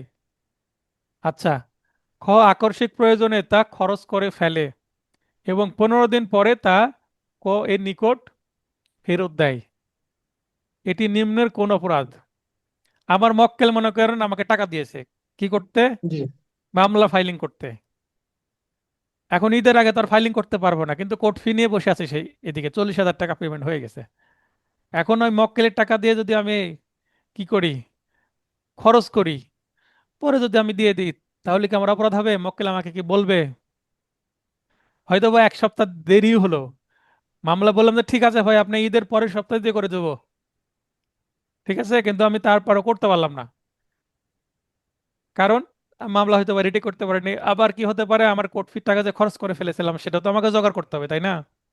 জি এমনিতে আমার স্টুডেন্টরা কি করছে, অনেকে বকেয়া রাখছে, তারা আবার আজকে একজন পেমেন্ট দিয়েছে, আর বাদ বাকিগুলো এখনো পেমেন্ট দেয়নি। তাহলে এদের কারণে কি হবে ভবিষ্যতে, মানে ডিউ রেখে যে ভর্তি করব, এই মানসিকতা থাকবে না। আজকে একজনকে এই গ্রুপ থেকে কি করে দিয়েছি, রিমুভ করে দিয়েছি, লক্ষ্য করছেন ক্লাস শুরুর আগে? হ্যাঁ, এটা একবার খেয়াল হ্যাঁ করলাম স্যার স্যার, আবার দেখেছি। একজনকে হ্যাঁ, অ্যাডও করেছেন দেখেন। তো উনি রাজশাহীর। স্যার আপনার টেবিলে আচ্ছা। আসবো কালকে, স্যার আসবো, আপনি একটু অ্যাড করে নেন স্যার, আমার নিচেই বসে, ওনার সাথে দেখা হলে ওনার খারাপ লাগবে না? জি আজকে জি উনি কোর্টে 3 দিন ধরে কোর্টে এসে নিব স্যার, নোট নিতে আসলে তো পেমেন্ট দিতে হবে, উনি তো বুঝতে পারছেন। এখন উনি নানা অজুহাত দেখাচ্ছেন, ঠিক আছে? তো জি অজুহাত দেখাচ্ছেন এবং লাস্ট উনি বললেন যে স্যার আমি আজকে কোর্টে আসিনি, বিকেলে আপনার বাসা থেকে নিয়ে আসবো। আমি ওনাকে তাও রিমুভ করতাম না। উনি বিকেলে আমার বাসায় আসেনি, আমি সন্ধ্যার পরে ওনাকে 3বার ফোন দিয়েছি, উনি আমার ফোন রিসিভ করেননি। ও আমাকে আচ্ছা। কেন ফোন দিতে হলো এটা একটা কথা, উনি বিকেলে আসতে পারবেন না, ওনার নিজেকে একটা মেসেজ দিতে হবে আমাকে, হি শুড ইনফর্ম মি, ঠিক আছে? তার উচিত আমাকে ইনফর্ম করা, আমি দিতে পারলাম না, কারণ ব্যর্থতা তার, কেন আমার এটা নলেজে রাখতে হবে। একজনের একটা আমি লিগ্যাল নোটিশ পাঠিয়েছি 12 তারিখে না 11 তারিখে, বললো স্যার 15 তারিখের আগে আমি ফি দিতে পারবো না আপনাকে, আমার বেতন হয়নি। ফাইন, পাঠাই দিলাম। 1,000 টাকা 1,500 টাকা ফির জন্য মানুষের কাজ করে দিব না, তা তো নয়। দিলাম, 15 তারিখ পার হয়ে গেছে, 20 তারিখে আজকে সকালে ফোন দিয়েছি কোর্টে যাওয়ার সময়। এগুলো তো মনেও থাকবে না যে ভাই জি 20 তারিখ জি তো পার হয়ে গেছে, তো ভাই আমার বেতন পাইনি, তো বেতন পেয়েছেন কিনা এটা কি আমি জানি? আমাকে তো জানাতে হবে, আমাকে কেন ফোন দিতে হলো? তাহলে নেক্সট টাইম উনি যদি কোনো রিকোয়েস্ট করে, 5 টাকার কাজ হলেও তো বাকিতে করব না, করব? জি জি, সেটাই। আর এভাবে নিজেকে মানসিকতা নিজেকে নষ্ট হয়ে শিক্ষা গেল। নিতে হবে, তাই না? তাহলে একের দোষে 10-এর শাস্তি হবে। অনলাইনে কাজ করছি, তাহলে সে ফেরেশতা না শয়তান আমি তো দেখছি না। জি জি। কামরুজ্জামান ভাই, এই ভাইয়ের কোয়ালিটি কেমন, তারপর এই ভাই স্টুডেন্ট কেমন, ভর্তি হওয়ার সময় আমি কি জানি, কাউকে চিনি আমি? না না না। বিশ্বাস আমাকে করে মানুষ টাকা পাঠাচ্ছে, কারণ আমার ইউটিউবে অসংখ্য ভিডিও আছে। আমি তো একবারে স্ট্রেঞ্জার না, এই লাইনে তো অনেকদিন ধরে আছি। এটা তো আস্থা, তাই না? যখন তো জি এই মানুষকে টাকা দিলে টাকা আমার কি আত্মসাৎ করবে না? আমার ট্র্যাক রেকর্ড দেখে আপনারা এই বিশ্বাস করছেন, তাই না? জি আমার জি ইউটিউবে স্যার। যদি 2-3টা ভিডিও থাকতো আর আমি নতুন শুরু করেছি, আমার এত স্টুডেন্ট হবে? না।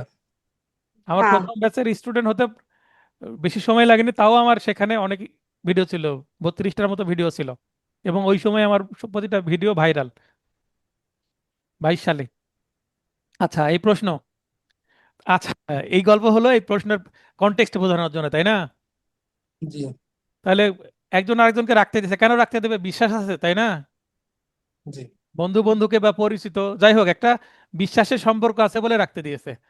তার মানে রাখতে দিয়েছে, ছিনিয়ে নেয়নি বা প্রতারণামূলক, ভাই আমাকে 500 টাকা রাখতে দাও রাখতে দাও, সে নিজে অ্যাপ্রোচ করেছে যে টাকা যার কাছে রাখতে দিল। নিজে না। অ্যাপ্রোচ করলে 420 হতে পারে, মানে প্রতারণার এলিমেন্ট থাকতে পারে। আমি বোঝাতে পারলাম? জি জি জি স্যার।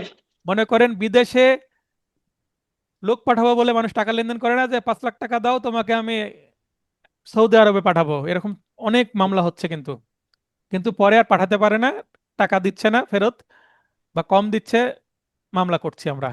এখন বলি, যদি ওই যে ব্যক্তি যে নিজে থেকে প্রস্তাব দেবে, ভাই তুমি যদি বিদেশে যাও তোমাকে আমি বিদেশ নিয়ে যাব, এই দেশে এত কষ্ট করার দরকার নাই, বিদেশে যাই অনেক টাকা ইনকাম করবে, 5 বছর 10 বছর থাকার পর দেশে এসে আলিশান একটা বাড়ি করবে, ভালোভাবে থাকবে, এই স্বপ্ন নিয়ে তো বিদেশে যায়, তাই না? জি আর এই সুযোগ নিয়েই তো আদম ব্যবসায়ীরা এগুলো করে, আদম ব্যবসায়ী বলে এদেরকে, তাই না? জি হ্যাঁ স্যার। একটা পয়েন্ট শিখিয়ে দিই, এটা বড় বড় আইনজীবী জানে না। কি পয়েন্ট? এই যে ব্যক্তি বিদেশে নিয়ে যাবে বলে নিজে এসে প্রস্তাব দিল, যেমন কামরুজ্জামান ভাই বিদেশে যেতে চাচ্ছে, আমি আপনাকে প্রস্তাব দিচ্ছি, ভাই বিদেশে যাবেন নাকি? মানে ফেরিওয়ালার আচ্ছা মতন, মানে হকারের মতন আমি হকারি করে আপনাকে প্রস্তাব দিচ্ছি, এবং আমার প্রস্তাবে আপনি রাজি হয়ে আমাকে টাকা দিলেন, এখানে 420 আসবে।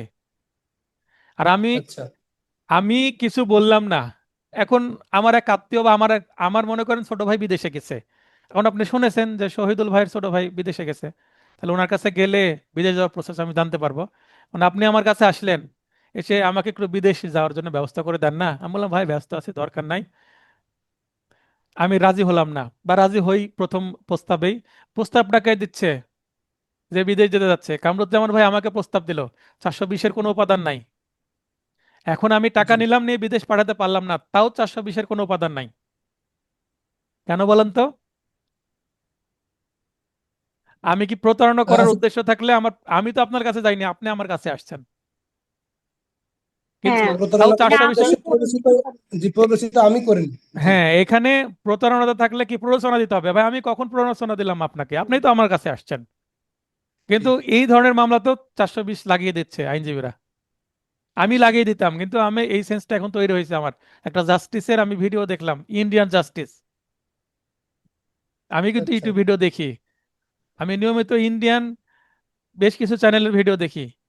তারপর আমি কানাডিয়ান একটা ভিডিও দেখি চ্যানেলের, একটা অস্ট্রেলিয়ান চ্যানেলের ভিডিও দেখি, চ্যানেলের মোটিভেশন আসছে আমার। ইভেন আমার চ্যানেলের যে নাম, এটাও ইন্ডিয়ান একটা বড় হাইকোর্টের লয়ারের তো স্যার কোর্টের অর্ধেক ভিডিও থেকে। মামলায় তো আপনার 406 420-এর স্যার। হ্যাঁ, তো 406 420 একসাথে আসার পসিবিলিটি ভেরি লো। জি জি জি তাহলে এটা সে কি বলছে, খরচ করলো 7 দিনের, রাখতে দিল, কিন্তু 15 দিন পর টাকা ফেরত দিল, টাকা ফেরত দিয়ে দিছে ভাই।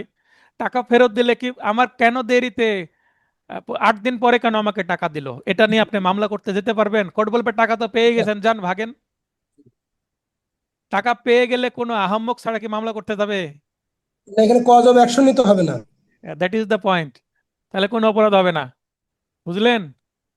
জি টাকা দিতে অস্বীকার করতে হবে, হ্যাঁ একটু দেরিতে দিয়েছে সেটা ঠিক আছে, দেরিতে দেওয়ার কারণে সম্পর্ক নষ্ট হবে, কিন্তু অপরাধ হবে না। অথবা কি হবে, দেরিতে দিলে আরেকটা কি হবে, চুক্তি ভঙ্গ হবে। মৌখিকভাবে জি চুক্তি হয়েছে না, চুক্তি ভঙ্গ হবে না? That is the G violation of contract. আপনি সিভিল কোর্টে যান, কর- এছাড়া একটা 12 ধারায় মামলা করেন, এই ক্রিমিনাল কোর্টে কোনো মামলা হবে না। তার মানে চুরি প্রতারণা অপরাধমূলক বিশ্বাসভঙ্গ হবে না। অনেকে অপরাধমূলক বিশ্বাসভঙ্গ মনে করবে, মানে গ অপশন। কনফিউশন আছে না? জি স্যার। চিটিং এর সংজ্ঞা কোথায় আছে? অনেকেই চিটিং মানে 420 ক অপশনে রাখা হয়েছে, কিন্তু চিটিং এর সংখ্যা কোথায়? 415। 415। 415। তাহলে 400 এখানে, কারণ 420 সংখ্যাটি ব্যাপক প্রচারিত। এই আমরা দেখি যে খুনের আসামি মানে তার পেছনে যে কারাগারের নাম্বার, জি জি খুনের হলে 320, 302, আর চিটিং মামলা হলে 420। তার 420। হচ্ছে মানে ইউনিফর্ম নাম্বার থাকে, সিনেমাতে দেখায়, তাই জি, না? আবার তার মানে পাড়ায় অনেকের নামও হয়ে যায় যে কিরে 420। এত 420 মানে একটা ওই যে শেষ চিটার, এটা বোঝায়। তাই এটা কনফিউশন তৈরি করতে পারে। এক নিজেকে মৃত ওয়াই হিসেবে পরিচয় দেয়, মানে মৃত ব্যক্তি হিসেবে নিজেকে পরিচয় দিচ্ছে। তার মানে এখানেও ছদ্মবেশে প্রবঞ্চনা করছে। প্রবঞ্চনা। জীবিত জীবিত মৃত উভয়, হ্যাঁ, 420। জি, অপশন ক মনে করতে পারে কি শুধু প্রতারণা। 416, 416। জি কিন্তু এখানে 416 উত্তর, যেটা জি ছদ্মবেশে প্রতারণা, অনেকেই এটা শুধু প্রতারণা মনে করতে পারে। মানে জি জি জি যদি ক অপশনে প্রতারণা থাকে আর ছদ্মবেশে প্রবঞ্চনা পরের দিকে থাকে, মানে বাদ বাকি না দেখে আগে এটাই। জি, আগে প্রতারণা করে দেবে। মানে আমি পরিচয় দিচ্ছে। ওই যে বুফে এখন ভাইরাল হচ্ছে, তা বুফেতে আমি চোখের সামনে একটা খুব লোভনীয় খাবার পেয়ে নিলাম, আমি বেশি করে খেয়ে ফেললাম। পরের দিকে যে আচ্ছা, দেখলাম এর থেকেও আরো ভালো আইটেম আছে, কিন্তু সেটা আর খাওয়ার সুযোগ পেলাম না। কেন? কারণ বৃত্ত আমাকে তার একটাই পেট পূরণ ভরে করতে গেছে। হবে। কারণ বৃত্ত আমার একটাই পূরণ করতে হবে, আর বাস্তবে জি পেট ভরে গেছে। জি জি উদাহরণগুলো যদিও একটু অন্যরকম হয়, উদাহরণ কিন্তু সেট হয় সুন্দর। এটা স্বীকার করেন তো নাকি? এবং বেশ মনে রাখার মতো বাস্তবিক উদাহরণ স্যার। এটাই হচ্ছে টিচিং এর একটা বড় আর্ট, তাই না? আপনি যদি ম্যাচিং করে উদাহরণ দিতে না পারেন, তাহলে টিচিং প্রফেশনে আসা উচিত না। এক্স এর বাবা মৃত, ওয়াই একজন বীর মুক্তিযোদ্ধা। জেড এক্স এর নিকট ওয়াই এর সুনাম ক্ষুণ্ণ করা ভয় দেখে, মানে মৃত ব্যক্তি নামে দুর্নাম ছড়াবে। আর ভাই, মৃত জি ব্যক্তির নামে দুর্নাম ছড়ালে মৃত ব্যক্তির পরিবার পৃথিবীতে আছে না, জি তাদের জন্য এটা সমস্যা না, তাদের জন্য মানহানি না। জি দেখেন এই প্রশ্নটা আমি আবারও পড়ছি, যে এক্স এর বাবা মৃত, ওয়াই এর, মানে এখানে এক কথায় যে একজন মৃত বীর মুক্তিযোদ্ধা তার সন্তানকে একজন এসে বলছে যে তোমার বাবার নামে দুর্নাম ছড়াবো। তাহলে কি দেখাচ্ছে? ভয় দেখাচ্ছে। তো এখানে সুনাম দুর্নাম, হ্যাঁ, সুনাম ক্ষুণ্ণ, সুনাম ক্ষুণ্ণ মানে মানহানি শব্দটার সাথে আসছে। তো জীবিত ব্যক্তিকে যদি মানহানি করা হয়, সেটাও মানহানি। মৃত ব্যক্তির নামে মানহানি করলেও যাদের, তাদের যে আত্মীয় স্বজন বেঁচে আছে, তার ওয়ারিশরা বেঁচে আছে, তাদের জন্য মানহানি। তো এই সেন্সে কিন্তু অপশন ঘতে মানহানি আছে। অনেকে এটা মানহানি, সুনাম ক্ষুণ্ণ দেখেই এটা মানহানি মনে করবে। কিন্তু কিন্তু এইটা মানহানি নয়, এটা কি দেখেন, ভয় দেখায়। ভাই, সুনাম ক্ষুণ্ণ করার জন্য ভয় দেখাচ্ছে। তাহলে এখানে সুনাম ক্ষুণ্ণটা ফ্যাক্ট না, ফ্যাক্ট হচ্ছে ভয় দেখানো। মানে ঘটনা ঘটছে, ভয় দেখাইছে, সে সুনাম ক্ষুণ্ণ করেনি, সুনাম ক্ষুণ্ণ করার ভয় দেখাইছে। মানে এখানে দেখাচ্ছে কি, ঘটনাটা ঘটছে কি, ভয় দেখানো, কিন্তু উদ্দেশ্যটা কি, সুনাম ক্ষুণ্ণ। তাহলে সুনাম ক্ষুণ্ণটা এটা হচ্ছে মোটিভ, আর অফেন্স কি, ভয় দেখানো। মানে উদ্দেশ্য হচ্ছে সুনামক্ষুণ্ণ করা, আর কাজ কি করছে, ভয় দেখানো। তাই এখানে অনেকে মানহানি উত্তর করলেও এটা উত্তর হবে কি, অপরাধমূলক ভীতি প্রদর্শন, 503 ধারার অপরাধ। ঠিক আছে? আশা করি এই প্রবলেমেটিক প্রশ্নর আলোচনা থেকে আপনাদেরকে ভালো একটু নলেজ দিতে পারলাম। এইভাবে আলোচনা করতে পারলে ভালো লাগে। তো এখানে দেখেন প্রবলেমেটিক প্রশ্ন অংশ থেকেই অনেক আলোচনা হলো। আজকের ক্লাস পেনাল কোড শেষ করার কথা ছিল, পেনাল কোড শেষ হয়ে গেল।